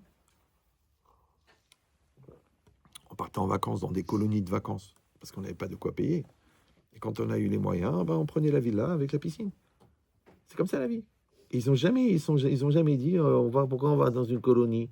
Non, ils disaient au Hachem, on a la piscine tous les après-midi. Ouais, c'est comme ça la vie. Ça veut dire qu'il y a toujours des solutions. Parce que tu as mis l'enfant en situation de solution et non pas en situation de raison. Maintenant, quand toi, tu lui donnes des raisons au lieu de trouver des solutions, automatiquement, tu le mets en situation d'immaturité parce qu'il dit, lui aussi, il a des raisons. Mais il n'y a pas de raison. Il n'y a pas. On fait. Il y a un problème, on trouve une solution. Ça, j'avais posé ce raisonnement. Bon, j'avais 15 ans, mais bon. Pourquoi est-ce que quand il y a un problème, quand la solution apparaît, le problème disparaît? Ça va? Oui. Vous allez dire, c'est évident. Parce que l'obscurité, elle disparaît quand tu allumes la lumière. Parce que c'est incompatible. Le problème et la solution, ils sont incompatibles. Donc quand la solution apparaît, le problème disparaît. Ça va, oui, non? Je dis, c'est faux. Moi, je vois des gens, ils ont des problèmes, je leur donne des solutions, ils gardent les problèmes et les solutions. Vous savez que les 3 quarts des gens qui ne trouvent pas de solution, ils connaissent les solutions. Le problème, c'est que sur la recherche du problème, ils disent oui, mais sur l'acceptation de la solution, ils disent mais. Ah, mais vous ne le connaissez pas. Ah, mais ça ne marchera pas. Ah, mais j'ai déjà essayé. Mais meurs, qu'est-ce que je te dis? Non, c'est vrai, c'est une solution. D'accord? Alors, j'ai expliqué comme ça le raisonnement. C'est qu'en fait, le mot solution, en français, il veut dire la solution, la résolution. Résolution. Donc, il y a la question, il y a la réponse. Il y a le problème, il y a la solution. C'est le mot solution connu. Mais le mot solution, il veut dire aussi un mélange. Une solution aqueuse, une solution, c'est un mélange à base d'eau. Vous allez solutionner le sucre dans le café. Vous l'avez solutionné, vous l'avez mélangé. Maintenant, il y a une réalité devant moi. Vous croyez en Dieu. Donc, vous savez que c'est Dieu qui l'a envoyé. Vous, vous êtes en face. Vous avez deux solutions. Soit vous vous solutionnez avec le problème.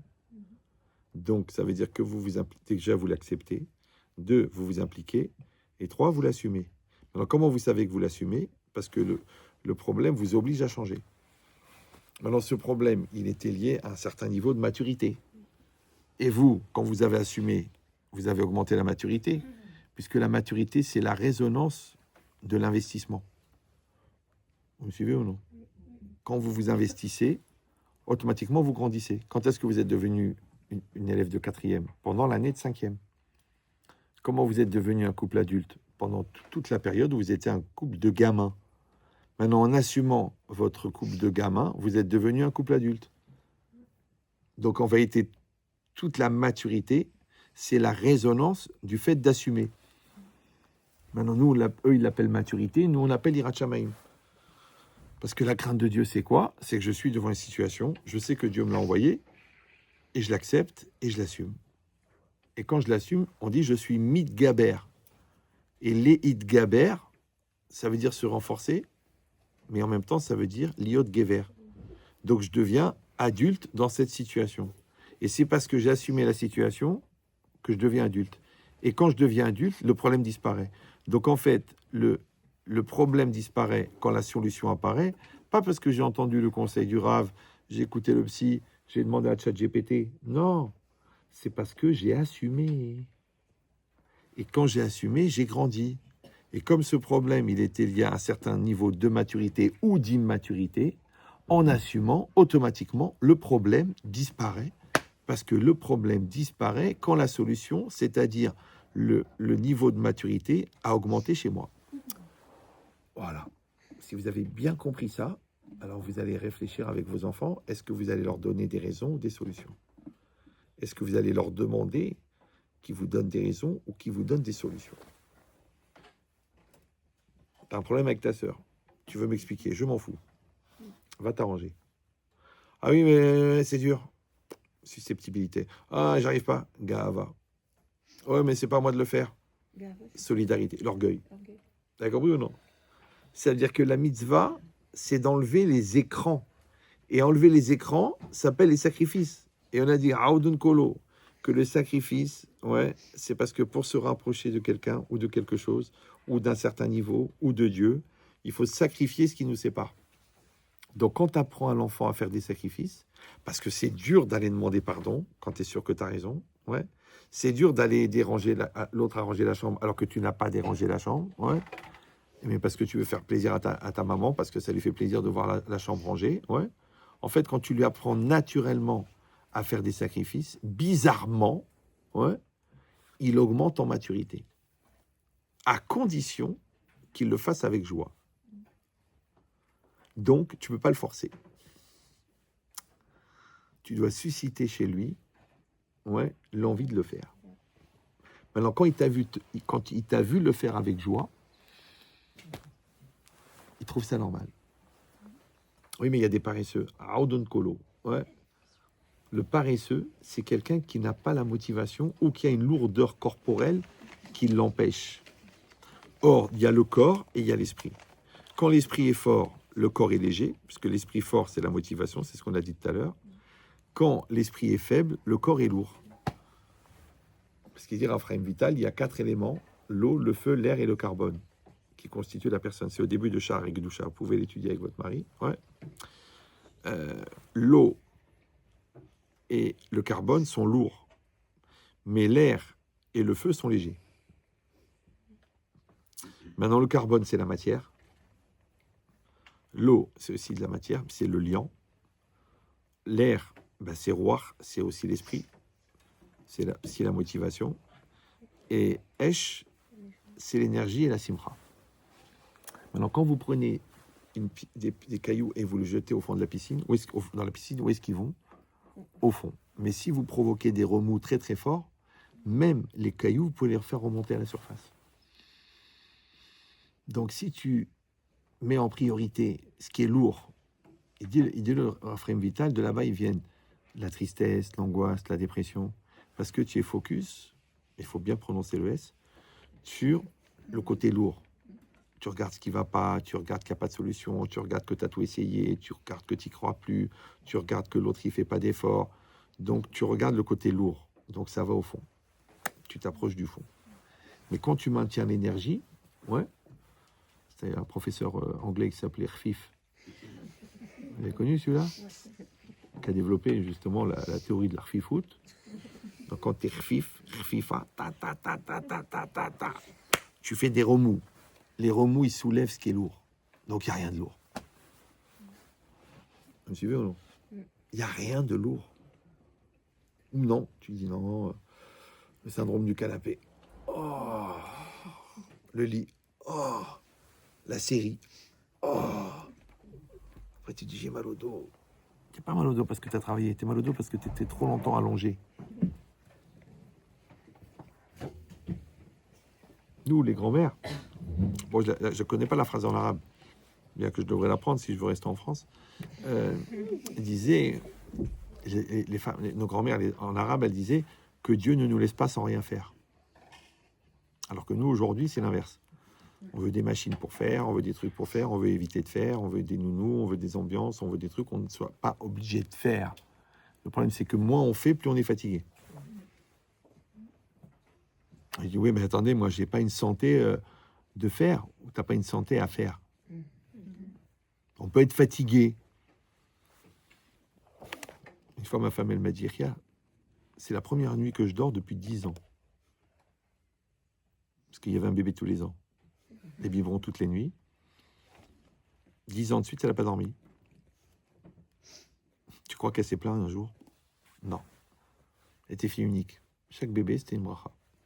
Et l'autre, il pleure, il fait caca, il me saoule, il me prend la tête. T'as vu le caractère? On dirait ma belle-mère.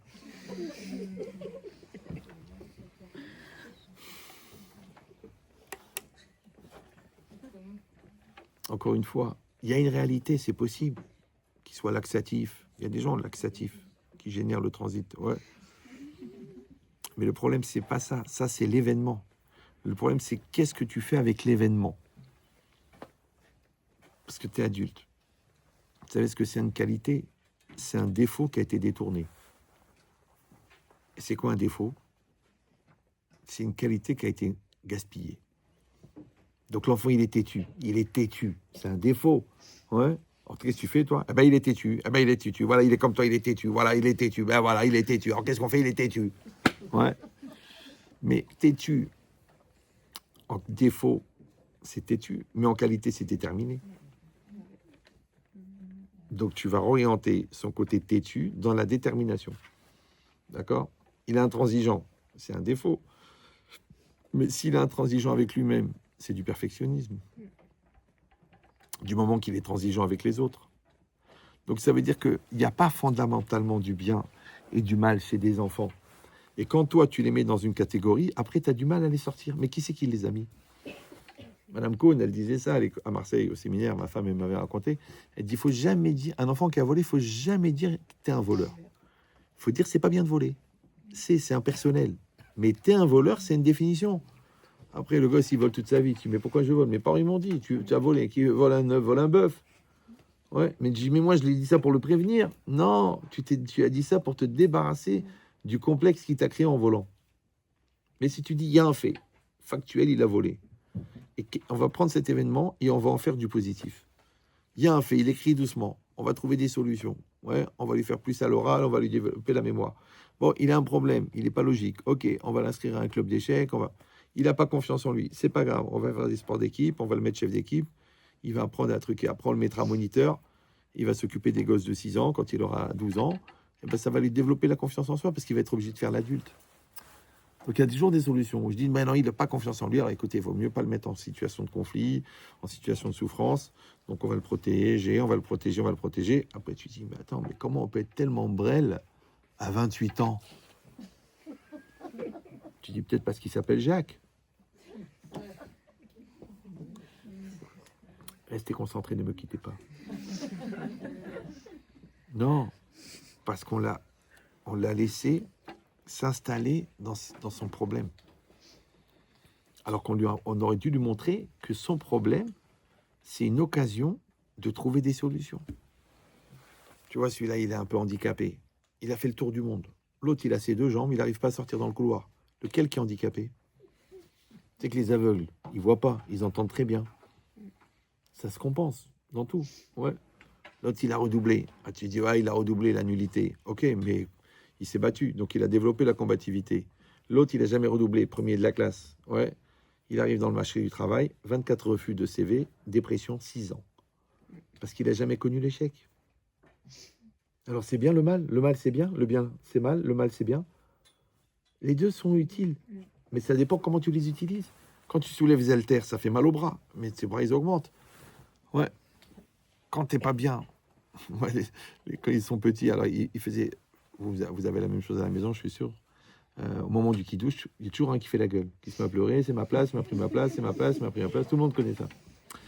Donc, moi, qu'est-ce que je faisais? Je prenais celui qui faisait le plus la balagane. Je lui disais, bon, bah, tu vas dans la chambre. Je l'amenais. Je lui disais, bon, toi, tu restes là, tu pleures, tu embêtes le monde. Et nous, on va manger, on va faire les chants de Shabbat, et on va kiffer et tout. Et toi, tu vas rester ici, tu vas t'étouffer.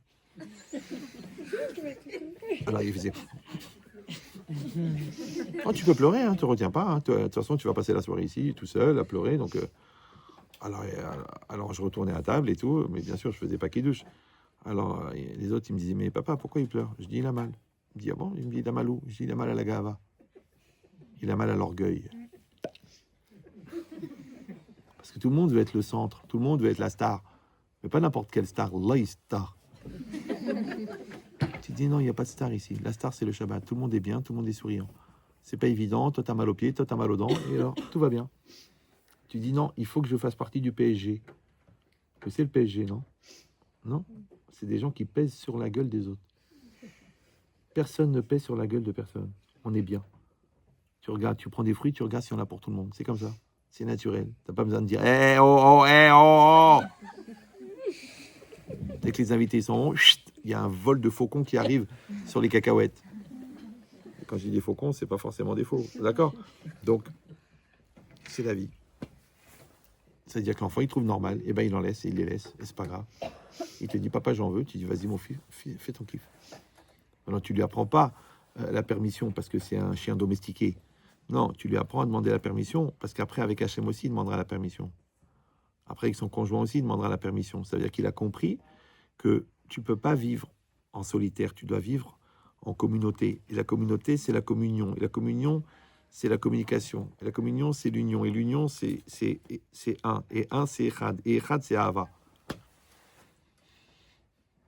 Donc ça veut dire que tous ces petits gestes-là, de la cacahuète, d'aider, de porter le cartable de ta sœur qui est trop petite, d'aider à faire la dictée avec ton frère, tu as mieux compris que lui la Mishnah, bah, tu lui expliques. Tout ça, encore une fois, c'est pas la Mishnah, c'est la solidarité. Donc tu installes les logiciels et tu vas voir qu'au fur et à mesure, ils trouvent ça normal. Comme la yeshiva, ouais. Moi je disais, il faut aller à la yeshiva. On dit, bah, t'es rave et tout. Non, ça n'a rien à voir. Parce que quand tu es à la yeshiva, hein, même si après tu vas faire des études, même si tu vas faire du commerce, quand tu as été à la yeshiva, tu peux dormir sur un lit pourri, tu peux manger du chien, tu peux avoir un gars à 4 heures du matin qui range ses sacs, tu peux vivre dans une chambre, on dirait un camp de réfugiés. Ouais. Après, quand tu te maries, que tu as ta maison à toi, tu as ton lit, ta femme, elle t'a fait des pâtes, mais tu es milliardaire en dollars. Donc la yeshiva, elle donne le sens de l'essentiel. C'est ça le projet. Vous avez compris ou non? Comme la maladie, comme la mort. Ça donne des enseignements. L'enfant, il doit... Ouais. Moi, je vois, bah, au Hachem, qu'Hachem les protège, comment les enfants, ils ont vécu le deuil. Je vois qu'ils sont construits. Parce que Blénara a une équipe de foot plus les remplaçants. On aurait dû en perdre 3 ou 4 sur la route, non? L'autre, il fait sa crise, l'autre, il est dans le refus, l'autre, il est dans le déni, l'autre, il est... Bah, au Hachem, ça se passe bien. Et ils parlent et ils te disent, des fois c'est dur et je pleure, mais je suis bien, maman elle est là, maman. Ça veut dire, encore une fois, c'est pas qu'on a passé une épreuve incroyable, c'est qu'on a réussi à les construire assez pour qu'ils passent l'épreuve avec équilibre. Et c'est ça le projet. Parce qu'on ne sait pas ce que la vie va leur présenter. On ne sait pas qui ils vont épouser, on ne sait pas les crises qu'ils vont traverser, On ne sait pas les difficultés qu'ils auront au niveau santé, au niveau parnassa. J'ai toujours dit, le scénario, on ne le connaît pas. L'histoire, on ne la connaît pas. On ne sait pas ce qui va arriver. Bon, on peut se rassurer en disant Chas Shalom, Simsilenu, Loranenu, prendre des brachot, manger des mezuzot. Mais au fond, on ne sait pas ce qui peut arriver. Donc le problème, c'est pas que Chas Shalom, qu'est-ce qui va arriver. C'est que Chas Shalom, que je ne peux pas l'assumer. C'est ça qu'il faut penser. Ouais. Parce qu'il y a des grossesses extra-utérines, il y a des fausses couches, il y a des bébés qui partent, il y a des enfants en bonne santé, il y a des génies. Le bon Dieu t'a envoyé un génie, il faut l'assumer. C'est que le bonheur, c'est plus dur à assumer que le malheur. À long terme. Donc c'est ça l'idée. L'idée, c'est que, en fin de compte, on les accompagne, on les charge. Et puis surtout, parce qu'on a dit Hanor Anar Alpi Darko, ça veut dire qu'on doit apprendre à faire un portrait robot de son intériorité. D'accord? Son extériorité, c'est pas tellement intéressant. Mais tu peux t'en servir pour connaître sa sensibilité, sa personnalité, ses capacités réelles, ouais, et ses capacités personnelles. Arrête de le comparer à son frère. Son frère, c'est l'aîné. Vous savez que l'aîné, il est conçu à 90% par le bon Dieu. Vous savez que c'est marqué Shlosha Shutafim En Ba'adam. Il y a 3 associés dans l'homme. Hachem, le père et la mère. D'accord? Maintenant, la Gemara, elle dit que tout ce qui est blanc chez l'enfant, ça vient du père, parce que la semence est blanche. Tout ce qui est rouge chez l'enfant, ça vient de la mère. Et Hachem, il donne l'aneshama, il donne la parole, l'ouïe et la vue. Bon, à l'occasion, je vous ferai un cours sur ça. Pourquoi l'ouïe et la vue? Bon. Mais en tout cas, ce qui est intéressant, c'est que Hachem intervient. Et l'Agma, elle dit Shlosha Shutafim, ils sont 3 associés. C'est pour ça qu'il y a une misva de respecter Hachem, et comme il y a une misva de respecter les parents, et que l'Agma a dit les enfants qui ne respectent pas leurs parents, ils ne pourront pas respecter Hachem. Ok. Et craindre pareil. Maintenant, moi, toujours, je me suis dit, mais quand on se marie, en vérité, on est des gamins. Ouais, on est dans la rivalité, on est dans l'orgueil, on est dans l'utilisation matérielle du corps de l'autre pour se faire plaisir. On est des chevaux. Ouais. Comment l'enfant il va sortir bien? Alors, j'ai dit, c'est vrai qu'il y a 3 intervenants et que normalement, chacun, il a 33%. Mais je pense que dans l'aîné, le bon Dieu prend 66%. Et que les 33% qui restent, on les divise par 2, le père et la mère. C'est pour ça que l'aîné est toujours plus fort, plus motivé, plus clair, plus mature. Parce qu'entre guillemets, c'est le bon Dieu qui l'a fait. Et nous... Attendez, ça c'est autre chose. Parce qu'entre-temps, on est devenus des gens forts. Donc on peut compléter. D'accord? Non, mais c'est une bonne question. Mais l'idée, c'est quoi? C'est que l'erreur, c'est de dire au deuxième, regarde ton frère. Mais le deuxième, c'est toi qui l'as fait. Tu ferais mieux de la jouer discrète. Le troisième, je t'en parle pas, lui. Il est écrasé par le premier et le deuxième. Ouais. Donc chaque enfant, il doit avoir sa place, il doit avoir son chemin. Maintenant, moi, en tant que parent, je dois trouver sa trajectoire. Parce que c'est ça un derer. Un derer, c'est une trajectoire virtuelle. Et le problème, c'est que chacun, selon sa personnalité, selon sa sensibilité, selon sa force, selon sa faiblesse, selon ses capacités intellectuelles, selon ses capacités de concentration, selon sa mémoire, ouais, selon son engouement, selon sa force physique, selon sa capacité de récupération, il va avoir un chemin personnel. Donc il faut que je trouve par rapport à chaque enfant. Alors que nous, on voudrait des bouteilles de contexte, tous les mêmes. Mais ça marche pas. Et je vous dis, le pire, tu l'obliges à comparer. Mais regarde ta soeur, regarde. Et toi, regarde, t'as mis 1 heure pour faire la dictée, elle a fini en 5 minutes. Très dangereux. Très, très dangereux. Ouais. Et les Chachamim, ils disent que les Bnei Israël, ils sont descendus en Égypte parce que Yaakov, il a montré sa préférence pour Yosef. C'est tous mes enfants, je les aime tous. Ouais. Maintenant, aimer, c'est aimer avec les qualités et avec les différences. Je parle même pas des défauts. Ouais. Maintenant, c'est dur, encore une fois. Mais les goïms, ils ont dit, l'amour s'arrête là où la comparaison commence. Pourquoi tu compares? Oui, mais c'est pour l'aider. Ça fait un challenge. Moi, une fois, je m'étais engueulé avec un prof parce qu'il avait fait un classement dans la classe. Le premier, le deuxième, le troisième. Je dis, mais t'as un problème dans ton système. Il m'a dit quoi? Je dis, imagine, c'est tous des bons. Il y en aura quand même un qui sera le 20e, à un demi-point. Donc il va s'angoisser d'être toujours le dernier, alors qu'en fait, il a 19 de moyenne. Est-ce que le bon Dieu, il fait des classements?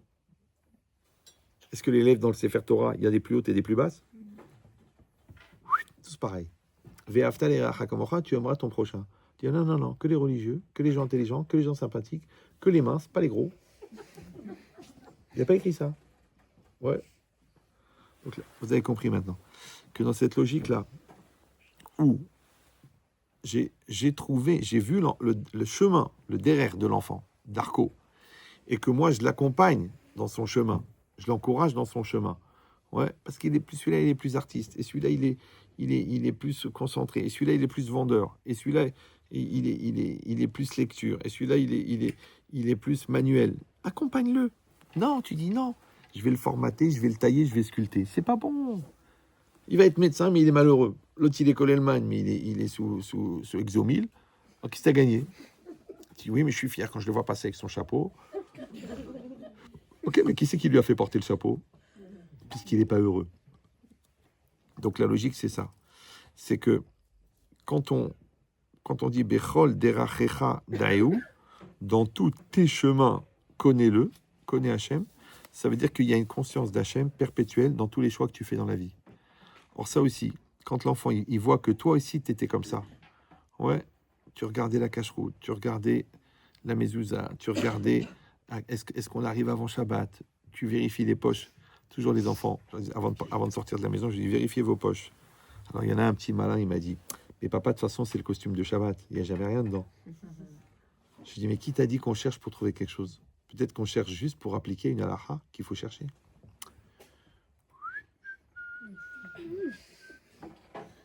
C'est des petits messages. Petit à petit, ça rentre dans la tête qu'en fin de compte, c'est pas la logique de la halakha. C'est l'opportunité de faire un acte qui te rapproche de Dieu.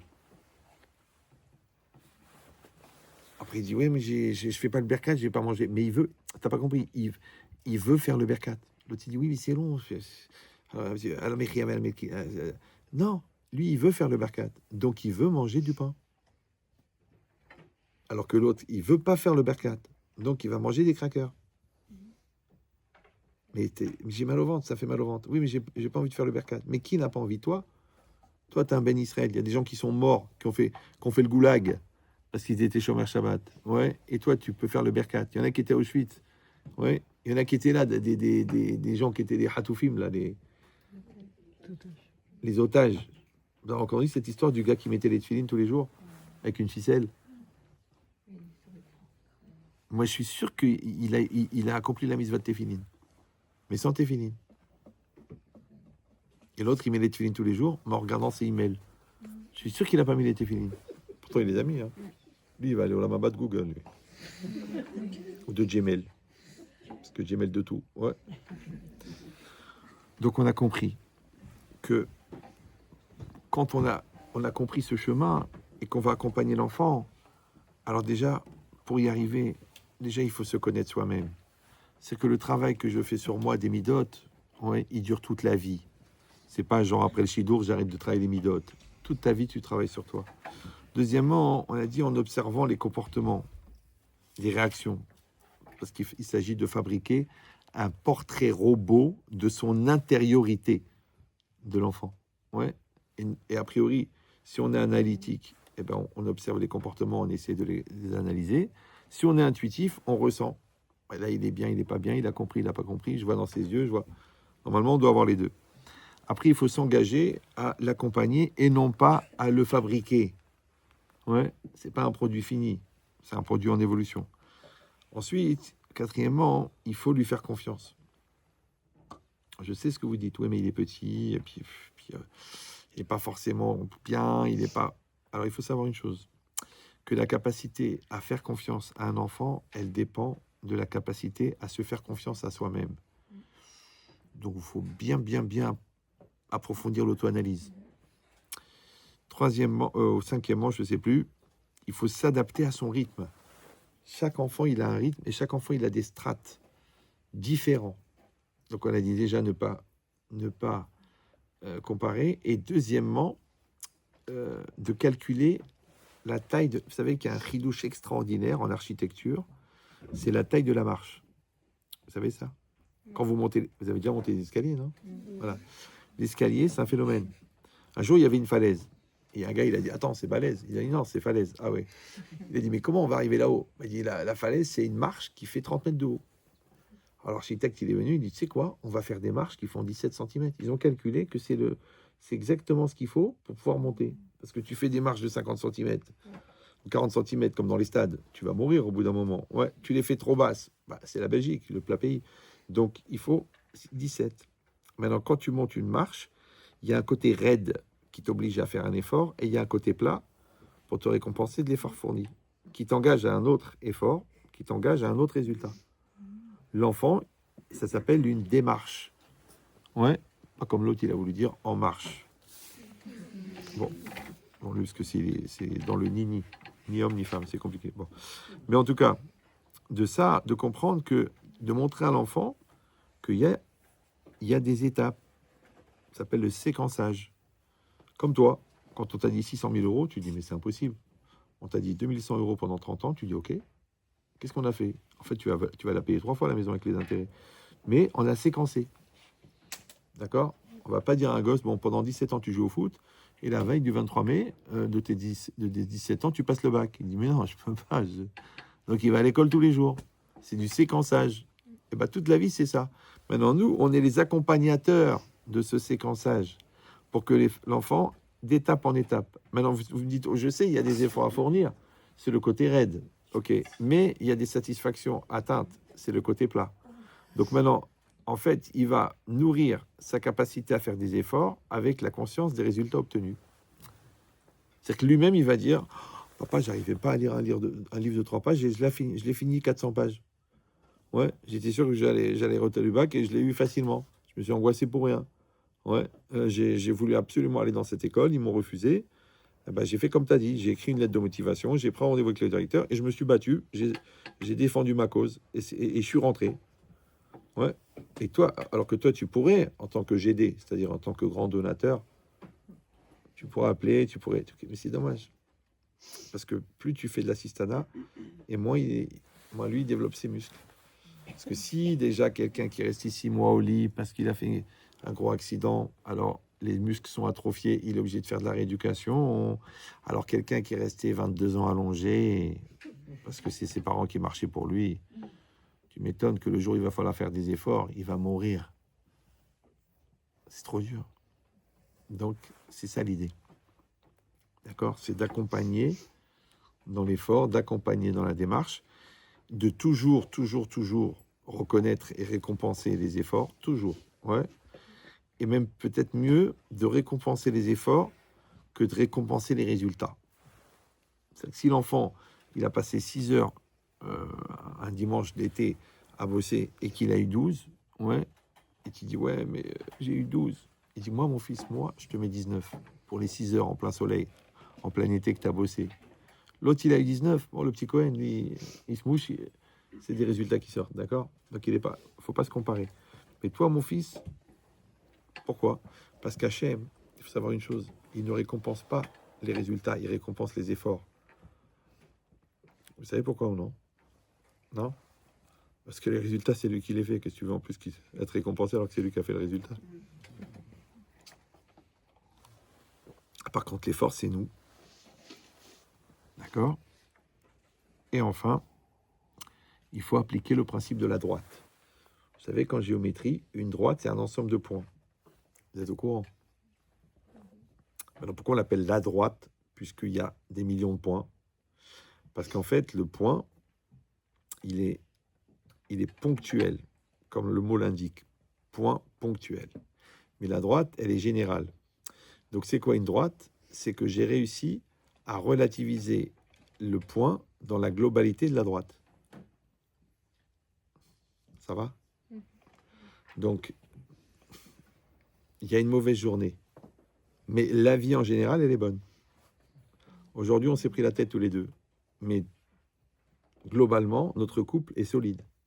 Maintenant, si on a cumulé les points, mais qu'on n'a pas fabriqué la droite, on va avoir des problèmes. C'est vrai que les gens, un jour, ils se lèvent un matin. Bon, voilà, j'ai réfléchi, je t'aime plus. D'accord, c'est pas la peine de se forcer. Toi aussi, tu vas souffrir. Tu es encore jeune, tu vas refaire ta vie. Bon, tu as pris quelques kilos, mais bon, il y en a qui aiment. Alors, on arrête là, on arrête les frais, ça suffit. Tu vois avec tes avocats et on va trouver une solution. Je t'ai dit, ok, mais 22 ans de mariage, 6 enfants, comme ça, mais tac, c'est fini. Tu sais pourquoi? Parce que ce point-là, il est insupportable. Tu dis, ok, il y a un point, il y a une journée, il y a un événement, il y a un accident, il y a un malheur, il y a une souffrance. Mais ce point, normalement, il s'inscrit dans une globalité qui permet ce qu'on appelle en français de relativiser. Une fois, une femme, elle m'appelle, la pauvre. Vous me dites si je vous saoule. Moi, je suis bien, moi, c'est la famille. Alors, elle me dit, Rabban Chetrich, je vais mourir. Je dis, attendez, il faut attendre la date. Je dis, c'est quoi le problème? Il me dit, j'ai regardé dans l'historique de l'ordinateur et j'ai vu que mon mari, il a été sur des sites qui sont ni pour nous, ni pour vous. Et je vais mourir. Parce qu'on est religieux, parce que il y a les petits-enfants qui sont à l'Yeshiva Ktana, parce que mon fils, il est au collège, parce que... Et j'ai vu ça, je vais mourir. Je veux même plus qu'il me regarde, je suis écœuré, je sais même pas quoi il pense quand on est ensemble, je vais mourir. Peut-être je suis déjà morte. Ouais. Alors je lui pose une seule question. Moi, je peux pas faire 3 heures et 6 heures de consultation, j'ai pas le temps. Je pose une seule question. C'est rapide. Je lui dis, madame, est-ce que votre mari, il est foncièrement pourri et ça fait 30 ans qu'il vous ment? Ou est-ce que votre mari, c'est quelqu'un de bien et pendant quelques secondes, il a eu un accident? Maintenant, elle va pleurer, elle pleure. Un petit peu, vous vous rendez compte de la question que vous me posez? Je suis écœuré, j'ai envie de mourir. Allez, ça y est, bon, t'as fini de vomir. Je ne veux pas dire avale ton vomi. Vomis. Et après, réfléchis. Si tu veux qu'on se parle dans 2 jours, ça ne me dérange pas. Ouais, moi, je peux attendre. Moi, c'est pas mon problème, à la limite. Ouais. Je dis, alors, vous avez réfléchi? Il me dit, oui. Je dis, quoi? Ben, c'est quelqu'un de bien. Mais franchement, il n'y a pas de mais. Alors, t'es que le mais. Ouais. C'est quelqu'un de bien. Il y a eu un accident. C'est ça, Internet. Tu cliques, et après, tu claques. Et c'est horrible, ben oui, ben oui. C'est fait pour, de toute façon. D'accord? Maintenant, t'as 3, c'est minuté. Donc, t'as vu, il y a 3 fois 10 minutes de vision de vidéo anatomique. Et t'as 28 ans de beauté, d'amour, de finesse, de gentillesse et de mitote. T'arrives pas à faire Bitoul Berov. Même le cochon, il s'annule dans la majorité. Tu dis, oui, mais j'arrive pas, je suis focus. Remettez le S. Mais toute la vie, c'est comme ça. Tu te rends compte qu'ils ont réussi à globaliser, c'est-à-dire à annuler la Shoah dans la globalité de la vie. Ils ont réussi à annuler la perte d'un enfant dans la globalité de la bonté d'Hachem. Et grâce à ça, ils ont une grande famille. Ouais. Ils ont oublié les années où l'enfant, il était dur, parce que maintenant, il est marié avec 4 enfants. Donc, toute la vie, on peut relativiser. Mais ça aussi, il faut lui apprendre à l'enfant. Il faut lui apprendre à relativiser. Ou non, il va faire des fixettes qui deviennent des fixations, qui deviennent ensuite des obsessions, qui deviennent des phobies et qui deviennent des tocs. Mais sur la base, c'est quoi? C'est qu'il n'a pas il n'a pas relativisé. Moi, je vois des gens qui disent, oui, j'ai été agressé quand j'avais 6 ans. Je dis, ok, mais ça fait 38 ans, ça y est, on peut passer à autre chose. Tu cries, tu vomis, tu l'insultes, tu mets un contrat sur lui, tu vas faire pipi sur sa tombe. Mais il faut avancer. Pourquoi tu restes bloqué? Alors, vous savez, il y a une chose très importante, c'est que quand on veut parler de la culpabilité du bourreau, il faut réfléchir à la complicité de la victime. Parce qu'une chose qui arrive une fois, c'est un accident. Mais une chose qui dure 20 ans, c'est une complicité. Et là encore, vous dites, alors c'est encore à cause de moi. Je dis, non, tu n'es pas responsable de ce qui t'est arrivé, mais tu es responsable du fait que ça a duré. Je te dis, va l'insulter. Va. Moi, j'ai des gens qui ont vraiment souffert et tout. Ils me disent, oui, mais il est mort. Je dis, mademoiselle, vous allez sur sa tombe, vous faites caca dessus. Non, mais vraiment, j'ai vraiment dit ça. dis, vous écrivez une lettre avec toutes les insultes que vous connaissez et vous la mettez à la boîte aux lettres. Elle me dit, mais ça va faire un scandale dans la famille. Je dis, j'ai pas dit de mettre l'adresse. C'est-à-dire que la logique, elle est, la lettre, elle est malade et moi, je vais bien. Ça s'appelle de se désolidariser. Et ça fait partie de l'école de la maturité que tu vas donner à l'enfant. C'est-à-dire que pour que l'enfant, à 20 ans, il sorte normal, tu as compris qu'il faut d'un côté le rendre complet, ça s'appelle assez tov, parce que tov c'est complet, mais en même temps lui apprendre à ne pas subir le mal. Ça s'appelle sourmera. Donc sourmera ve'aseh tov, en fait, c'est de fabriquer quelqu'un qui peut lutter contre ce qui le déstabilise et qui peut développer une structure équilibrante qui le maintient debout. C'est bon? Voilà, vous avez tout compris, donc je ne sais même pas pourquoi je suis venu. Alors, pour celles qui voudraient continuer l'aventure, ouais, parce que tout ça c'est très beau, le cours il est enregistré, bon j'ai pas pu le faire en live parce que ça capte mal, j'espère que votre cerveau capte mieux que la connexion, donc je vais le mettre sur YouTube, d'accord? Si vous êtes très froum, on va le mettre sur Spotify, donc vous pourrez l'écouter en MP3, mais ce qu'il faut en vérité, c'est travailler. Mes cours ne sont pas des divertissements. Il y a déjà Gad, et on sait qu'il a fait une croix dessus, donc c'est des outils de travail. Donc il y a des programmes. Même si vous avez des enfants de 17, 18, 19, j'ai des programmes accélérateurs de maturité, c'est gratuit, d'accord? Vous leur donnez, ils travaillent avec, et ça va les accompagner. Ça leur donne des structures. Ça fait 30 ans que je donne ces programmes. Il y en a qui sont devenus des grands chirurgiens, il y en a qui sont devenus Rosh Yeshiva ou directrices de séminaire. Il y en a qui ont mal tourné, qu'est-ce que je peux faire? Ouais. Et vous avez compris que l'idée, c'est de leur donner, de les accompagner.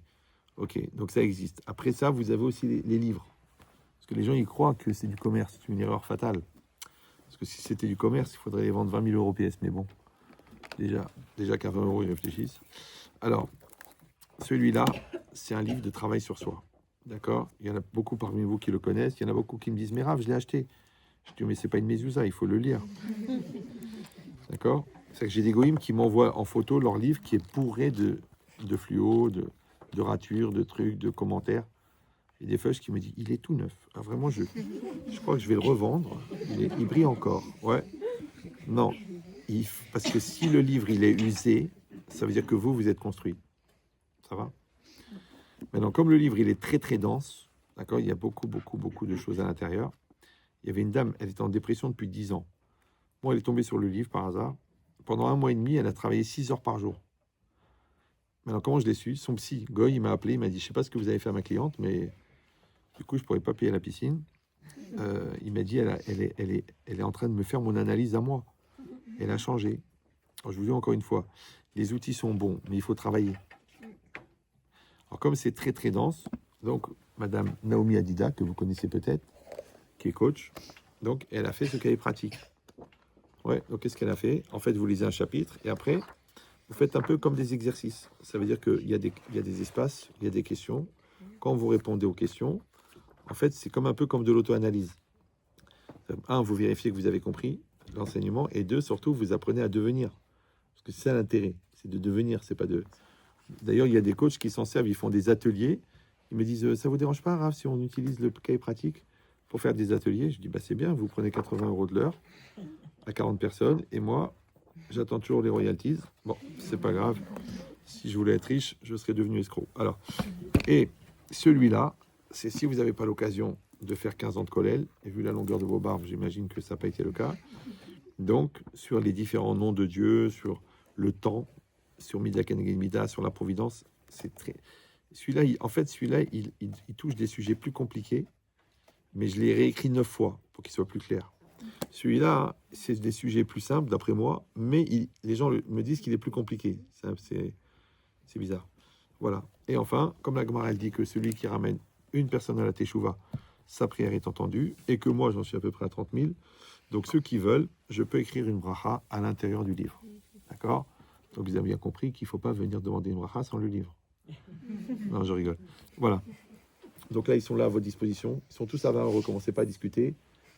Et vous pouvez même payer par PayPal ou par Revolut. Chazak ou Baruch. À bientôt.